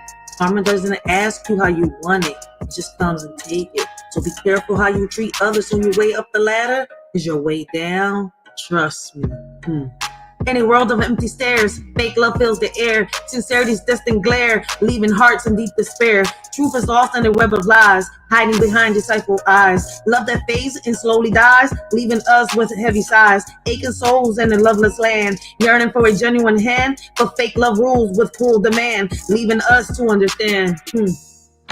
In this age of like and retweets, we've forgotten what real love truly means. It's not just about show and tell, but a feeling that makes our hearts swell. It's hard to know who's true and who's fake in a world where appearances are hard to shake. But real love is deeper than a profile pic. It's in the way that someone makes your soul click. So let's not get lost in the digital haze. Let's remember what real love truly conveys. It's not about followers or online fame, but a connection that sets our hearts aflame. In this world of make-believe, they all wear a smile, but behind the scenes, it's just a clever guys, puppets in their show, dancing in their stage. We're all just pieces of their charade. Beneath their mask of joy lies the tangled web, where secrets and deceits are carefully bred. Their lovey-dovey act is just for display. We're all caught up in their twisted play. So let's break free from this illusion so grand and see through the facade with hearts unplanned. No longer pawns in their game of charade. Let's find our own path and not be swayed. I feel like I'm surrounded with people with strings attached to their back, waiting for their master's command. It's like when I was little, right, and I was reading Pinocchio. Every time that he told a lie, his nose grew. It's just that, in real life, their noses don't grow. Karma just catches. In the shadows we see, a love so pure and meek, But all that's left is a ghostly echo, a memory bleak, longing for a bond that's true in this world so cold and weak, yearning for the love we knew before the all turning teeth, lost in illusions of affection, bleeding like the mist, hollow hearts yearn for connection, any realm dismissed, seeking solace in echoes of the past where love truly exists, but all we find are mere reflections of what loved ones kissed. Amidst the ruins of our hearts, we search for something real, yet all we grasp are faded echoes of what used to appeal in this world where love has become just a commodity to steal. It's just a little food for thought. And I know that, you know, when a lot of people, you know, seeing that I was going to bring up the Charlie Kirk, because I wasn't going to bring this up. I wasn't even going to touch on it. People thought that I was going to sit here and spread hate, spread violence, start some shit. No, we not. All right. Like, I'm following that blueprint that was handed to me. All right. When I seen Malcolm X had the choice to sit here and pull the trigger before they pulled it on him, I looked at it like he made a sacrifice. He didn't want his kids, all right, to, how can I say it, hear the bullshit that was going to come after that. Oh, he was just another nigga with a gun, starting up violent. I could just keep going down the fucking list, all right? And that's not what we are. We're kings and queens. And we need to lead by example. Let's show them that we're not what they think that, you know, we are. Look in the mirror and tell me, what do you see? A puppet with strings or a soul that's free?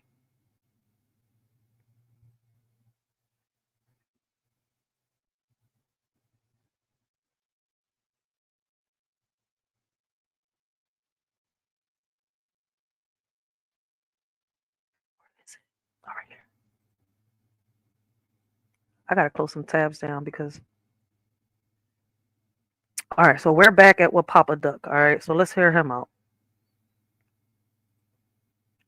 Come on, boo. Preach your thing.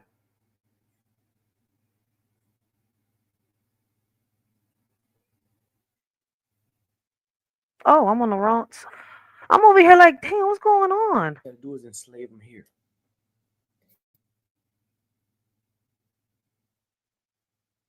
Punishable by death. So if you knew how to, there's a box of rocks, and we finna break this off. Man, shut the fuck up.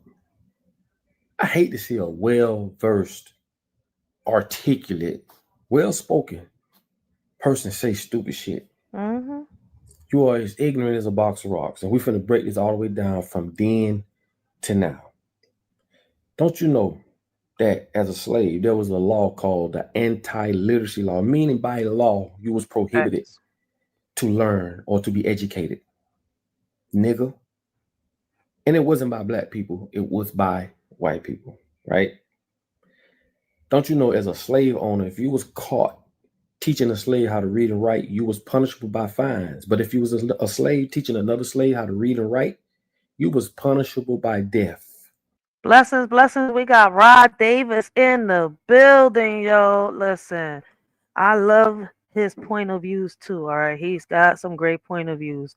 All right, Rod Davis was he don't like Charlie Kirk, but his point of views, all right, make a hell of sense to me. All right, but like I told y'all, sometimes we gotta listen. All right, listen to what's being said and not misunderstand. Yo, big shout out to Rod Davis. Yo, great conversations, great topics. I be talking to him a lot on Mouthpiece. All right.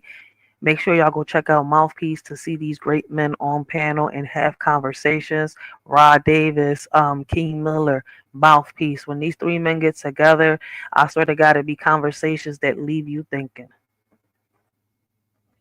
So if you knew how to read and write, to be educated to, in order to compete with society, you was gunned down, hung, dead. Now, if you look at what they did with Nat Turner, right? They found out that Nat Turner knew how to read and write. They didn't kill him. No, they did. They made him go around to all the slave camps and teach Christianity. This is the Willie Lynch letter. Willie Lynch taught slave owners in America, you don't have to beat them. All you have to do is enslave them here. Facts. Keep that in mind because I'm gonna come back to that. Then you have a thing called voluntary manumission. What is that? Voluntary manumission is where slave owners would free slaves based off some of the things that they've done. In exchange, they was rewarded freedom. These things were, if you was able to create something that a slave owner could make money from, like an invention. Remember, the real McCoy Ford came from Elijah McCoy. Real shit. Look that up. And a lot of other inventions, right? That was passed on to slave owners. A lot of the stuff that, you know, that we're using, that we're depending on, were made by black slaves. Facts. In exchange for freedom, which are still to this day, got some of them still rich. To this day. Real shit. Right? So voluntary manumission, one of the things where if you can make a slave rich, or you can make a slave, you can make something where a slave owner can make money off of, you was granted freedom. If you told on other slaves that you knew was about to rebel or about to leave or, you know, break free or try to, you know, break free and get their freedom, if you told on them. So basically we was coerced to be snitches. If you told master what was going on, so you was rewarded freedom, along with a couple of other things. Don't you know that slaves couldn't even gather? They couldn't even stand around each other within so many feet without being punished, right? Then you might say, well, what the hell back then has to do with today? It has a lot. Moving right along, the reason why there's no, same thing what Charlie Kirk always talked about was there was no black fathers in the house. Well, don't you know they had a thing called the man in the house law? Meaning if you was a man in a house, whether you was the biological father or not, that woman or that household was not eligible for services like, you know, food stamps or certain amenities, housing, assistance and shit like that. So this shit was coerced to move the man out the house. So now, therefore, he don't have no say-so in that house, and the government becomes the father. So how in the hell can you say there's no black men? And there was other things that aligned with that, you know, the music, the TV shows. So we saw these examples of that, and it was embedded in us. Even on the Jeffersons, I mean, not the Jeffersons, on Good Times, Florida Evans said they did not want a black father on that show. And she said if they were going to have a black father on that show, she wasn't doing it. Why is a Jewish writer, right? Norman Lear, supposedly the writer, which he really wasn't the writer for none of them shows. He just took credit for the shit like all the rest of them do. Why would he want to write about black people not having a father in the home? Because they benefit from this narrative, okay? Facts. A narrative that's so powerful that most people don't understand. You know why? Because like we just said, what does slavery back then has to do with today? Slavery went from private to public, meaning anybody can be a slave when it comes to the prison system.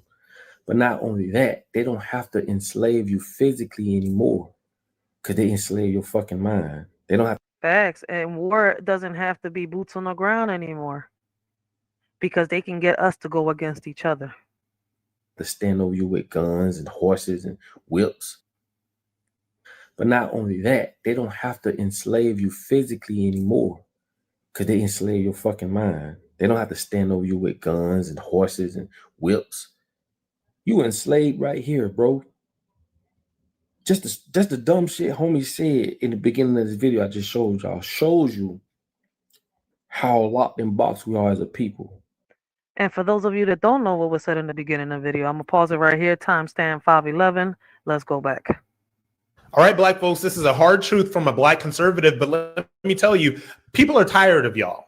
White people are tired of black people. This country, America, is tired of y'all.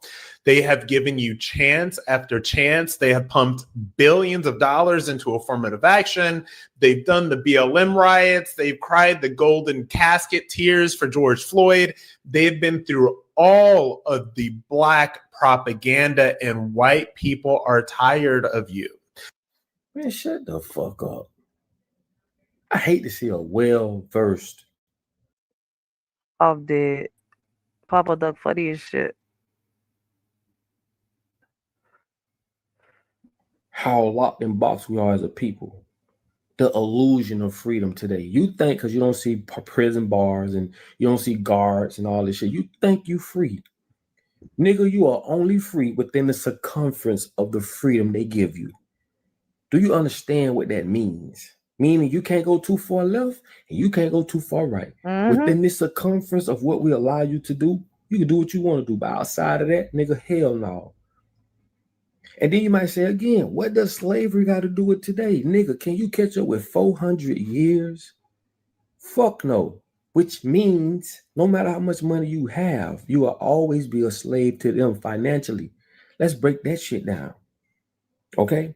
Okay, let's say fast forward to today. You cannot catch up with 400 years of companies and businesses, right? Established business over 400 motherfucking years. You cannot catch up with them. So let's say you're a billionaire. Because most people gonna say, well, today we can do what we want to do. We can do this. Let's break this shit down. Say you're a billionaire. No matter how much money you got, you're going to always spend money with them because you don't own shit and black people don't own shit. We don't uplift black people enough or put black people in the position to be where we can spend money with each other because all this shit is about financial foundation. Every other motherfucking culture spend money with each other except for us. When everybody else do it, it's business. When we do it, it's racist. So think about that for a second, Mr. Billionaire or millionaire. Everything you buy for your company, it ain't coming out of black pockets or black businesses. So therefore, you're going to always be at the mercy and sucking on the pecker of their businesses. Do you understand that? Did he just say people gonna be dick sucking? I'm saying it clearly. I'm from the hood. All right, Papa Duck was there, but he got out the hood. All right, I'm still in the hood right now because I fucked up a few times. Now I got my shit together. I gotta make sure I don't fuck up again. Shit. But I'm gonna be loud and clear for those that are, from the hood like me. All right. Basically, he's saying, yeah, they dick suckers now. Because if we had black people in position, we could spend money with each other just as every other culture does, right? Because they don't spend money with your black ass. You spend money with them. You're empowering them from a financial standpoint, even though you're a billionaire, even though you're a millionaire. So you must understand the importance of consolidation when it comes to black people.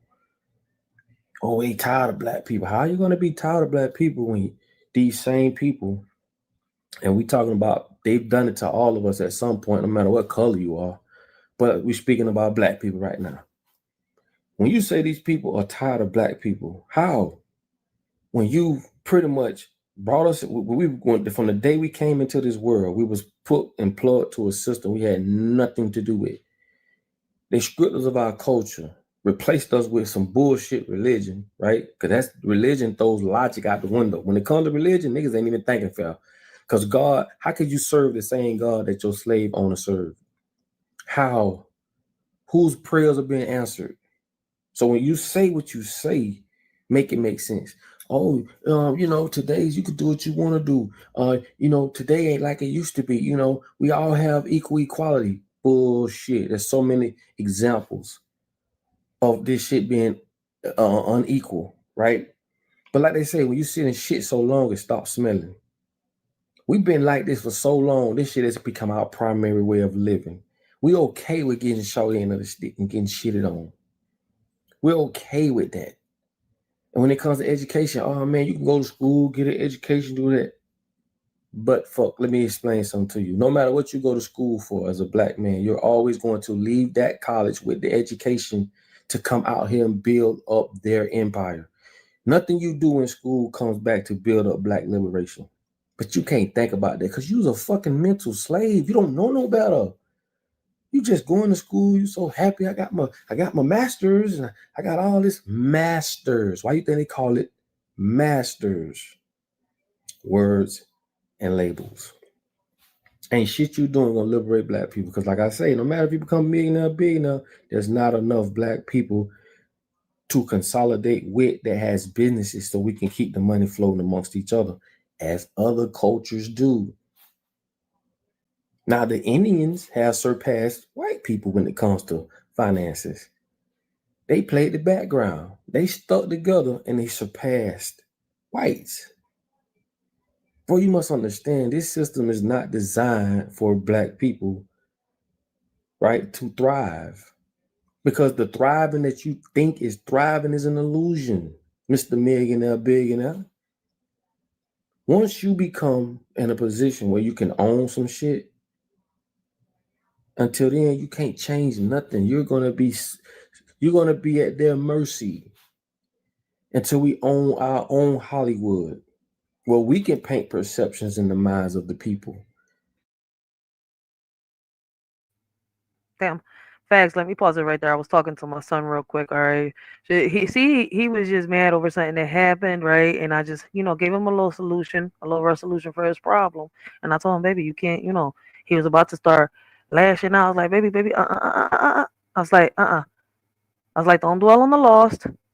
Tell me what do you need, and let's see if we can solve the problem, and let's work on it. All right. I had to calm him down a little bit, but you see, like I'm trying to teach him. I'm trying to lead by example. All right, because I don't want him out here snapping on something that was done to him. You see where I'm coming from? Somebody stole something from him, and he was already snapping because people was pinpointing finger. He's like, I know that. I'm like, calm down. All right, let's find a solution to this problem. Like it be so much going on, but we can't dwell on our losses. All right, so Papa Duck was just spitting some gems right there. All right. And listen, we got to remember, all right, our ancestors, they didn't just fight for freedom. They fought for function, all right? Our ancestors weren't just resisting. They were engineering. They built underground economies, all right, when they were locked out of the system. They coded messages into quilts, into songs, into sermons because survival required strategy. We need to do the same thing. They didn't wait for justice. They designed it. And now we're sitting on the edge of that inheritance, still asking for access when we should be activating ownership. How do we do that? How do we come together for that? All right. Like we've got the raw material. We got culture that moves markets, brilliance that built nations, resilience that outlived empires. But we keep getting played because we keep showing up without a framework. All right. They know we're powerful. That's why they keep rewriting our stories, repacking our pain, and selling it back to us as representation. So let's flip the script. Build institutions, not just influence. Fund our own futures, not just react to theirs. All right. Teach our youth how to decode systems, not just survive them. This ain't about nostalgia. All right. It's about navigation. All right. We're not just descendants, we're designers. All right. And if we don't architect the next chapter, they'll keep ghostwriting our legacy. And I know what I just said is going to go over, a lot of people's heads. I hope it doesn't, but I know it will.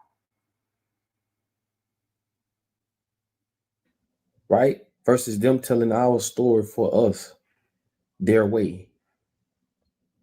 Until we own our own chains of grocery stores. And even then, we're going to have to fight. But you can't think about that because you're a fucking mental slave. You don't know no better. You just going to school. You so happy. I got my master's. And I got all this masters. Why you think they call it masters? Words and labels. Ain't shit you doing gonna liberate black people. Because like I say, no matter if you become millionaire, billionaire, there's not enough black people to consolidate with that has businesses so we can keep the money flowing amongst each other as other cultures do. Now, the Indians have surpassed white people when it comes to finances. They played the background. They stuck together and they surpassed whites. Well, you must understand, this system is not designed for black people, right, to thrive. Because the thriving that you think is thriving is an illusion, Mr. Millionaire, Billionaire.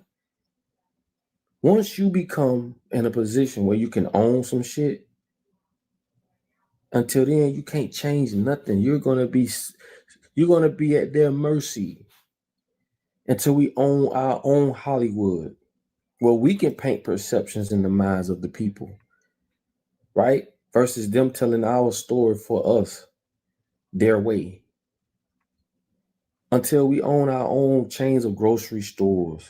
And even then, we're gonna have to fight to own our own farms. And even then, we're gonna have to fight to plant original seeds that God put here, not GMOs.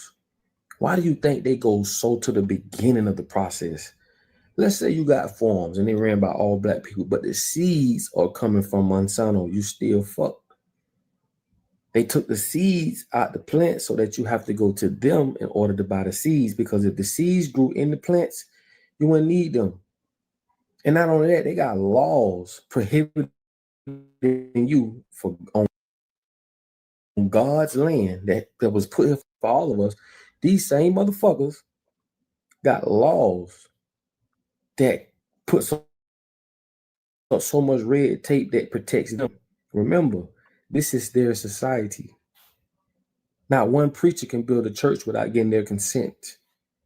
So even the preacher man has an authority to answer to. It ain't black people. And that's a real shit. Like, and as crazy as it sounds, right? Us knowing that, right? Instead of finding ways to, you know, build our little communities like the Jews, right? The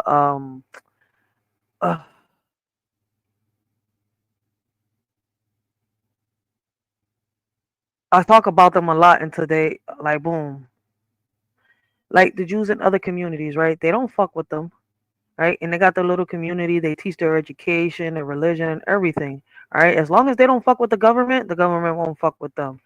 All right. And we need to start owning some shit to try to get to there so that we can make our own little communities, right?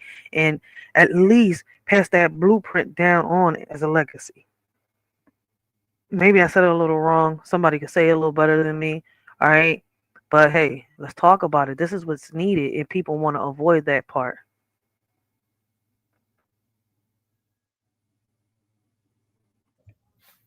We are so heavily promoted and marketed as failed people. Women ain't shit. Our men ain't shit. Why are they marketing this to the world? Because once they train us, we ain't shit.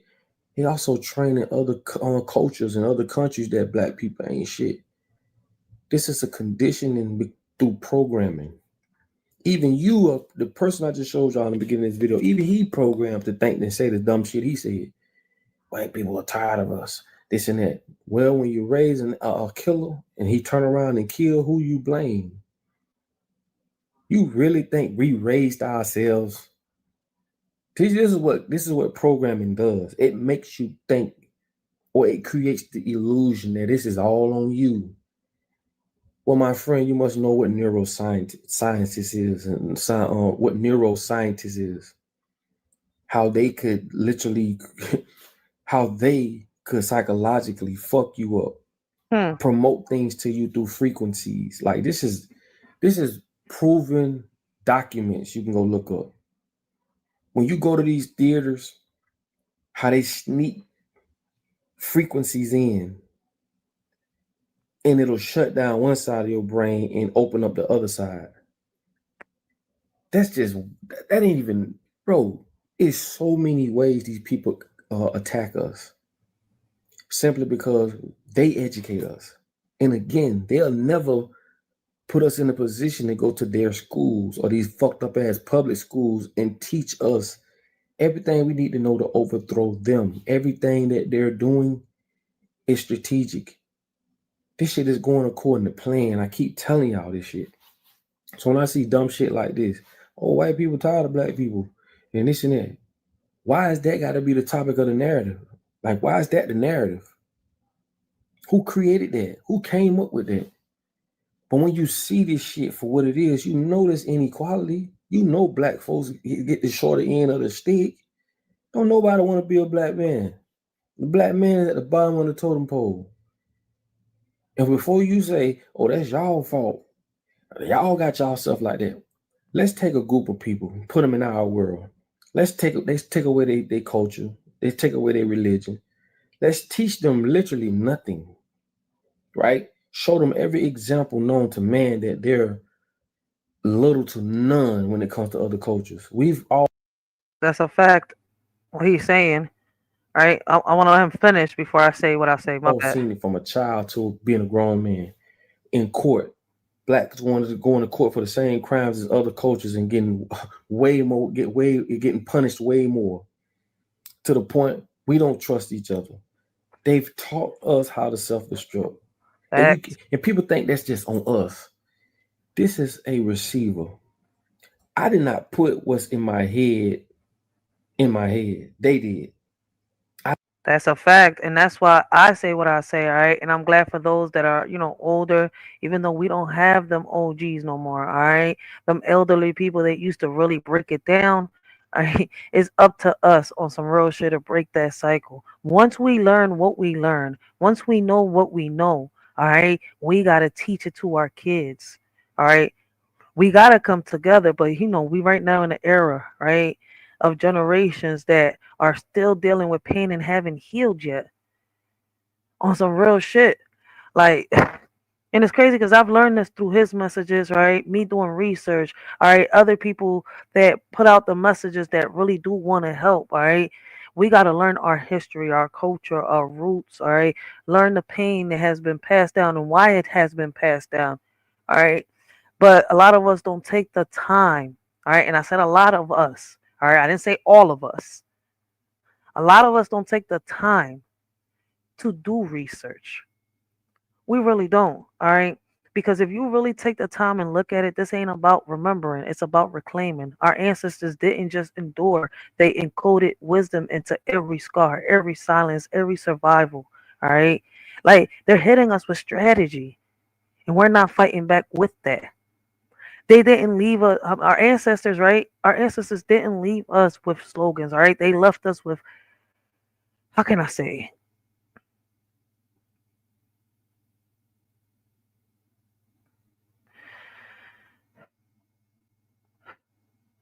Our ancestors didn't leave us with a slogan. They left us with a blueprint, all right? But what's crazy is, right,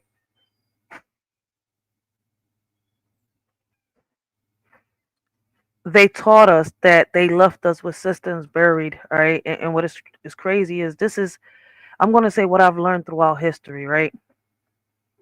This is what I've learned, that we've been left in systems, all right, buried in the hush of stolen names, hidden in the rhythm of our walk, all right, attached into the way we love loud, laugh hard, and refuse to break.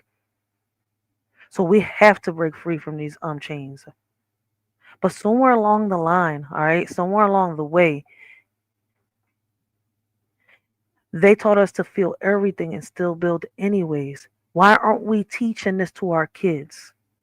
All right, even though we get distracted with the things that we're taught in schools, all right, and the things that that we watch through TV and stuff like that, all right, the music that's being put out there, all right, somewhere along the line, even though our ancestors went through everything, all right, like I said, they didn't leave us slogans,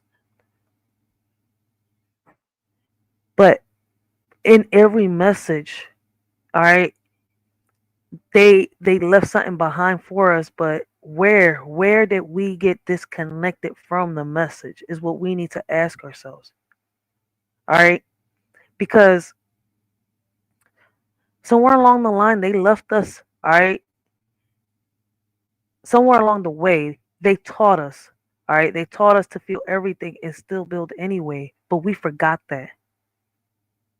All right, it's like we got stuck just dwelling on pain, and it's like we can't get out of this. We can't do this. We can't manage to do that, but we can manage to do certain things. All right. The one thing that we can't stop doing is teaching our kids what we know and what we have learned. So now we ask, what do we do when the textbooks lie, when the platforms censor, when the culture vultures remix our pain into profit? All right. What we do is we ignite. We teach our kids how to read between the lines and rewrite the margins. We build schools that speak our truth. All right. And that's something we got to come together and learn how to do. We fund futures that don't need permission, and we pass down tools, not just trauma. All right. Because somewhere along the line, the blueprint got lost with the trauma. I don't know if that makes sense. And as crazy as it seems, right, we need to understand that legacy isn't just what we inherit, it's what we engineer. Our ancestors taught us how to be architects, all right? Peep, All these inventions were made by black men, all right, and owned by white people, all right, according to history, according to what we know, all right. So instead of dwelling on the past and what we have lost, all right, let's focus on what we can borrow.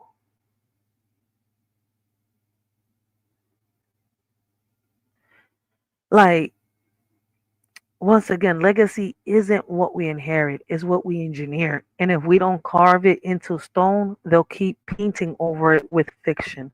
So let's be the architects of our memory, of the memory. All right. Let's be the fire that doesn't flicker. Let's be the blueprint they can't erase.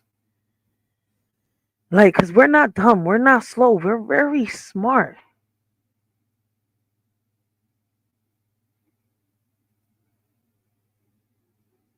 I just knew in my soul and in my DNA something wasn't right. I'm one of them chosen ones, homie. You're gonna have a lot of people that's just gonna go by this script, they ain't gonna question this shit, and they gonna die. Ever since a child, I didn't even like the church windows. I knew I just always knew something wasn't right. Our auntie made us go to Sunday school. I just always felt something wasn't right. And remember, nothing till today works. So let me take y'all and let me take this group of people and let me fool the shit out of them. Let me tell them what I want them to know and hide all the real information. Get them little to nothing. Get them, put drugs out on the streets. You know, create child support for them. You know, blow up artists that can sing about this shit. Because music is one of the biggest ways they seduce us. Facts. So when I do all the same shit to them as black folks as shit has been done to black, of course, nigga. Of course. What you think? There's no equality when it comes to this shit. If you think it is, then you are something is mentally wrong with you, bro. We just calling this shit what it is. I just hate to see black people, well-versed, very articulate, say the dumbest shit out of their mouth. White people tired of black people. But like I say, you know, this shit gonna go over a lot of people's head. It is. Because of the illusion of freedom or choice or whatever the case may be.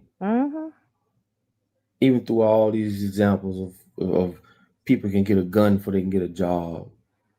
People can get drugs before they can get a job, and it's their fault. I don't know nobody that can make meth or fentanyl or cocaine. That shit being dropped on us. And that's a fact, man. And I love the way he breaks it down, all right? And Papa Duck also gives out solutions, all right? Right now, he's just giving examples and stuff like that, all right? But Papa Duck will give you examples, all right, on how we could, you know, move forward from the things that we're experiencing and going through. Like y'all heard the lady on that podcast earlier, all right? And what's crazy is we need to stop looking, you know, without. We need to start looking within. The answers that we're seeking are within us. All right. And we need to start remembering that if we don't lead by example, we're not going to draw the attention of the youth. And when we get out there and use it, because they promote stress. And when you are stressed, they promote stress in ways you don't understand. That's a whole nother video. They can stress you just by the shit they show you on TV. On the shit you hear on the radio. And that's why I said frequencies. And that's why I said I was not gonna let the Matrix sit here and stress me over this. For real, for real. All right. Like, if you want to look at it, all right, why are we as black? I understand what he said out his mouth. All right. I see it my way. A lot of people see it other ways, but it's crazy how they got us divided. They got the blacks and the browns right now, all right, in a divided room. All right. Some love the fact that he said what he said. Others hate the fact that he said what he said because according to him, it was nothing more than just hate. All right. Then I sit here and I look at it. I was like, damn, did they use what the man was trying to use to, you know, fuel us up and get us all hyped up Shit, you're not getting me. I already know the medic bag empty. I ain't letting I'm not letting nobody flatline me. For real, for real. All right. Entertainment. And when you're stressed, your body you put your body in a fight or flight mode. All your blood rushes to the bottom of your body, and it compromises your immune system. And this is where a lot of sickness comes from. Every industry that you know has been compromised by these same people, and we are the victims. And what the victims do when they can't see the motherfucker who's doing it to us all, when you can't see who's really doing it, because real power, you can't see it, we start blaming each other. Yep. Point finger, because I can see you, but we can't see who's doing this to all of us, but I can see you. Yep. So I'm going to come to you with this shit, and you going to come to me with this shit. Yep. Honestly, man, I hate going down this rabbit hole because it's way more complex than what the average person could even comprehend or want to understand. That's true. Just know, we're not like this for nothing, bro. We're not dumb people, stupid people. We just programmed people. If they can program a fucking dog to roll over and bark, if they can program you to hate yourself, then they can program you to love yourself. And remember this, anything that you create, you can destroy. That's a fact.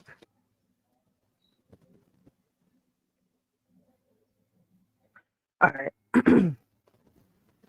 So I say this again, shut the hell up. Stop talking about what you just said about white people tired of black people and all this shit. Bro, as a black man, you sound dumb as hell to say some stupid shit like that. People act as if black people want to be like this. People act as if this is something black people just chose and say, yeah, I just want to be stupid. I want to shoot and kill each other. I want to do all this. We're programmed to do this shit, bro. Because that's all we seek. Because that's all they show us. That's it. So if you can understand that, man, then you get it. But like I say, I understand that most people ain't gonna understand. That's some real shit, man. Whew, make sure y'all go check out Papa Duck, all right? Great listen, great conversations, great topics, all right? He talks about everything. He breaks a lot of stuff down. All right. And you know, listen, the same way that people, you know, feel about Charlie Kirk, he goes through it too, all right? So he understands. That's why, you know, he's bringing awareness the way he brings it. All right. We need to realize that this is bigger than a moment.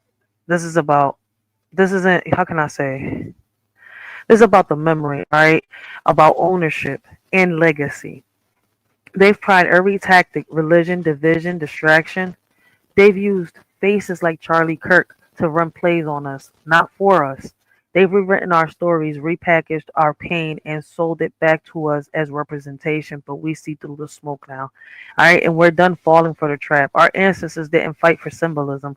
All right, they fought for systems. They built under they built under surveillances, all right? They taught under threat. They passed down blueprints and whispers and rhythms and resistance. So what do we do now? We build what they try to erase. We teach our youth to just survive, all right? But how can I say? I said that a little fucked up. We teach our youth not just to survive, but to strategize. All right, we unify without ego, roast with love, and rise with purpose. We stop renting our voice and start owning our platforms and land. All right, we need to stop. How can I say? Yeah, renting our platforms. All right, our voices, our land, our curriculum, our culture. This is about reclaiming what was encoded in our DNA. Ownership over optics, legacy over likes, function over performances. We're not just descendants, we're designers, all right? We're architects too. And if we don't architect the next chapter, they'll keep ghostwriting our future. So let's talk about it loud, bold, unfiltered. Let's build like we remember, all right? Let's teach like we're preparing warriors. Let's unify like we're protecting a legacy. Once again, because how can I say? Because they didn't fight for us to be polite. They fought for us to be free. All right. I don't know how else better to say it. All right. I don't want us out here fighting, arguing, bringing each other down, fighting over a man. All right. that in reality his words didn't impact our lives, didn't really affect. All right. They were his point of views. All right. And I get it. I get where people are coming from. All right. But if we don't want them to keep looking at us like that, we're going to have to change somewhere along the line. All right. Me, the best thing that I could do is keep bringing awareness, keep teaching these kids. All right. The way that we're doing. Shout out to Mouthpiece. All right. Shout out to the word. Shout out to Kwame Brown. Shout out to Nate the Great Podcast. Shout out to Gary Bust It Down. Shout out to Papa Duck. Shout out to these men that come on these apps, all right, on these social media platforms, bring awareness, that speak up, all right, and do not censor themselves because they feel like, they're gonna bruise someone's ego. They speak their minds. We know our truth. All right, so let's not let nobody censor us.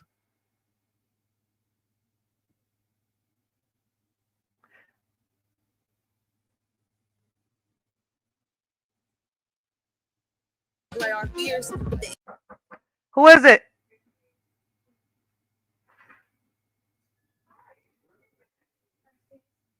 in our hearts, only grew the past years.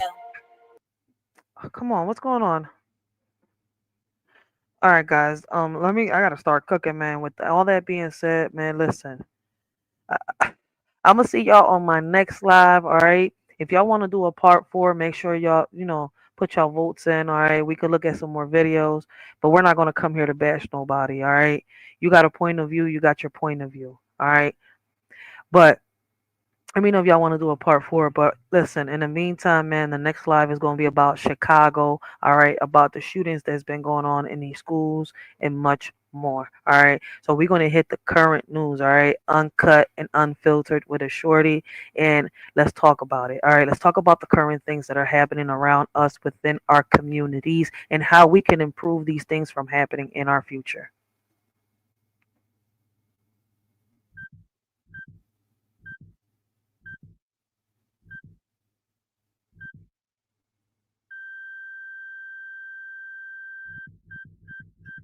The chains of the past, let's rearrange.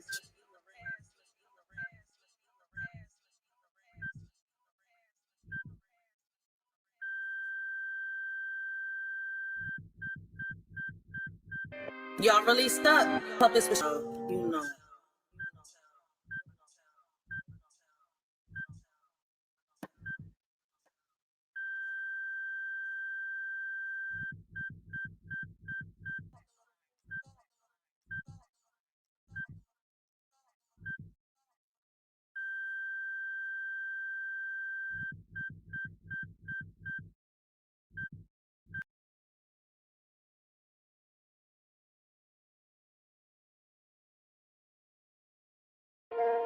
Yeah, we living in a world where the rules don't apply.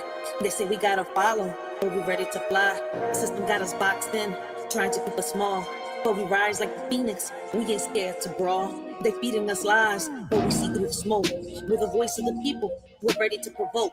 They want us to divide, but we're stronger as one. Breaking chains, taking names, yeah, we getting it done. It's us versus the system, we're breaking the mold. It's in the air, yeah, we taking control. No more silence, no more fear. Together we rise, let them know we're here. Riders ignite. In the world of division, they showed us how to share. But the weight of our sorrows, they never taught us to bear. We split our joys and laughter, but the pain remained untold. A burden we carry alone, a story left untold. They taught us to split everything, but not the heavy pain. It lingers in the shadows, a darkness we can't explain. We're left with shattered pieces, trying to mend what's lost. They taught us how to split everything, but not the heavy pain. We learned to divide our dreams and multiply our fears. But the ache in our hearts only grew in passing years. They gave us all the answers, except how to heal. The scars that run so deep, wounds that time can't seal. Yeah, they taught us how to share, but only the good. Smiles and laughter like we understood. But deep down inside, there's a storm we hide. Pain in our hearts, we're just trying to ride. Put on a mask, yeah, we play the part, but nobody sees the cracks in the hearts. We share our dreams, the highs and the lows, but when it comes to hurt, we just close the doors. We share the fun times, deflect the pain, laughing in the sunshine, dancing in the rain. But the shadows linger, they creep and they crawl, breaking us down, but we don't share it all. We got hate in our hearts, but we keep concealed. Taught to share the joy, but wounds, they stay unhealed. They say love was easy to divide, but the heartache never subsides. We tried to split everything into two, but the pain lingers strong and true. Shared our dreams, divided our fears, but the sorrow remained through the years. No matter how we tried to let go, the weight of our suffering continued to grow. Now we're apart trying to heal, but some wounds are too deep to conceal. They said splitting up will set us free, yet the pain lingers in you and me. In a world where rules are set in stone, the system's grip tightens, we're not alone. Bound by chains of majestic greed, against the odds we fight to be free. Mighty forces try to keep us down, but our spirits rise, refusing to drown. Defying norms, breaking through the mold. In this battle of wills, our story is told. As the clash continues day by day, we stand united, come what may. For in this world where rules don't apply, our strength and unity will never die. They tried to silence our dreams, but we're loud and clear. With every step forward, conquering fear. They can't hold us back. We're the fire and the flame in this battle for freedom. We're all in the game. They say it's just a game, but we're playing for keeps. With the strength of the many, we're shattered elites. No more puppets on strings, we're cutting the ties. With our eyes on the prize, we're reaching for the skies. So let's stand together, let's break down the walls. In this fight for our future, we'll answer the calls. From the ashes, we'll rise like a storm. Riders ignite, it's us versus the system, and we're ready to fight. They build the walls, but we're digging tunnels. With every step we take, we're shaking the bundles. From the streets to the courts, we're raising our voice. In a world full of noise, we're making the choice. They want to keep us blind, but we see the light. Knowledge is power, and we're ready to fight. From the corners of the city to the halls of the state, where the heartbeat of the struggle can't afford to wait. It's us versus the system, we're breaking the mold. It's in the air, yeah, we're taking control. No more silence, no more fear. Together we rise, let them know we're here. Riders ignite.